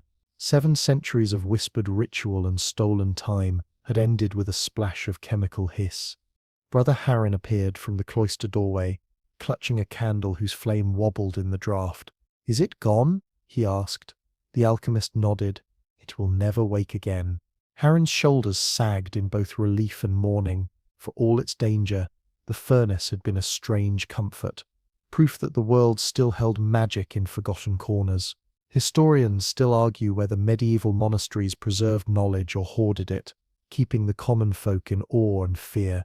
Tonight, the abbey had chosen release over control. They walked together to the furnace's side. The blackened moonstone rim was already cracking like dried clay. Frost glittered along its edges, as if the last breath of stolen time had crystallized there. The alchemist reached out but stopped short, his fingers tingling with the memory of the Baron's scream. He let the relic be. A quirky thought crossed his mind. He remembered how some 15th century European towns used to ring church bells during eclipses to frighten away the darkness. Maybe, in another century, villagers would tell ghost stories about the night the abbey killed the moon itself. He allowed himself a laugh, soft and private, echoing faintly in the stone chamber. The following days passed in a haze of silence and chores. Snow came and went, leaving the courtyard streaked with mud. Birds returned cautiously to the eaves. No Baron's soldiers ever reappeared. Word must have reached the castle that the prize was gone. One morning, the alchemist found a small package outside the gate, wrapped in waxed cloth. It contained a broken silver pocket watch and a single line of scrawled handwriting: "Time owes no debts." Whether the Baron sent it as a curse, apology, or surrender, he would never know. He tucked it into the abbey library, alongside manuscripts that spoke of comets and curious powders, and life as it must resumed. He taught the younger monks to grind pigments for illuminated texts, to listen for the tiny shifts of wood in the winter nights, to breathe deeply in the herb garden when spring returned. Every tick of the sundial now felt like a gift. By midsummer, wildflowers had rooted in the cracks of the abandoned furnace, draping it in colour. Bays buzzed through its hollow, like they owned the place. Nature had claimed what man had relinquished, and when the next blood moon rose, the abbey simply watched it in silence. No hammers rang, no powders mixed. The alchemist stood in the courtyard, tilting his head back to drink in the red light. He thought about all those stolen 7-minute windows that would never come again, and felt, to his own surprise, utterly free. The forest exhales in long measured sighs now, a sound that seems to ripple through the mossy roots and the snow-patched earth. The branches sway with an unhurried rhythm, creaking like timbers of a patient ship, and somewhere high above, a pair of crows settle their quarrel with a few sleepy murmurs. The abbey's stone walls, cold and pitted from centuries of wind, are wrapped in an air of gentle triumph. No one celebrates loudly, there is no bell to ring, no banner to raise, the victory is quieter than breath itself. The moonstone furnace, long the heart of forbidden ritual, lies hollow and cracked in the courtyard, and the only movement now is the wind teasing a few stray wildflower stems that have already begun to claim the crevices in its blackened stone. Inside, the alchemist has finished his last round along the cloister. His lantern sways at his side, spilling a soft halo that dances across pillars and benches, leaving little glowing circles that blink out as he passes. Each step is slow, careful, the step of a man finally allowed to rest without fear that some shadow will chase him. He pauses at the scriptorium door. The room smells of vellum and dust, of ink drying in delicate streaks, of candle wax that has burned down in short, patient lives. He lets his hand rest on the wood grain for a moment, feeling its grooves and thinking of all the other hands that have touched this door, hands that once believed in the power of stolen time, hands that traced constellations in the margins of forbidden notes, hands that trembled under the weight of secrecy. The night outside deepens. Clouds drift lazily across a moon that is no longer crimson but a pale coin, ordinary and forgiving. Its light spills into the courtyard in a puddle of silver, highlighting the frost in the grass. If you squint, you could almost believe that each sparkling crystal is one of those stolen minutes, returned to the earth like a debt finally repaid. The alchemist steps out, his breath a faint ghost in the cold. He tilts his face to the sky. Somewhere out there, far beyond the treetops and the broken furnace, the Baron is probably sulking in a draughty hall, the weight of ambition curling like smoke in his chest. Perhaps he will forget. Perhaps he will remember. Time will take care of him now. The world has slowed to an almost dreamlike pace. A fox slinks along the abbey's edge, its paws leaving delicate impressions in the snow. It pauses to sniff the air, gives a soft chuff, and disappears into the brush as if swallowed by shadow. The forest seems to fold around the abbey like a great blanket, insulating it from the world's noise. You might imagine yourself there now, walking beside the alchemist on this quiet tour of the grounds. Your shoes crunch softly in the thin frost. The wind nudges your cloak, though not with malice, just a reminder that the air is awake. Every sound is magnified in the stillness. The rattle of the iron gate, the faint hiss of a candle guttering, the almost musical drip of melted snow along the eaves. He leads you to the herb garden, which even in winter keeps a faint perfume of dried lavender and sage. The garden stones are slick with dew, and somewhere under the soil roots are sleeping, waiting for the warm months to whisper green again. You crouch down and touch the dirt. It is cold but not unfriendly, and a tiny thrill passes through you, as if the earth itself is thanking you for finally letting time flow free. The alchemist doesn't speak. He doesn't need to. Silence is the language of the abbey tonight. He simply nods to the old stone bench, and you sit. It's firm and chill against your back, but there's comfort in its solidity, in knowing it has seen centuries come and go without judgment. Above, the stars sharpen. They look like pinholes poked in a deep blue velvet, allowing a hidden brightness to seep through. One of them streaks suddenly across the sky, leaving a white smear that lingers longer than you expect. You might remember, in a half-dreamy way, that medieval stargazers sometimes believed shooting stars were sparks from the forge of heaven, or as some whispered, the sighs of angels disappointed in mankind. Historians still argue whether people truly feared these omens, or simply enjoyed telling stories about them. The alchemist leans back against the wall, arms folded, and exhales a long, even sigh. It's the sound of a man finally fully letting go. You feel the tension leave your own shoulders almost in sympathy. There is nothing chasing you here, no tasks waiting in ambush, only the quiet, the garden, and the slow, even ticking of the universe. Time passes, but naturally now, not parceled into stolen slices. A breeze brushes your face. The sky deepens. Somewhere inside, a monk plucks at a lute, the notes so faint they could be mistaken for imagination. Each one hangs in the air like a droplet before melting into silence. Your eyelids begin to grow heavy.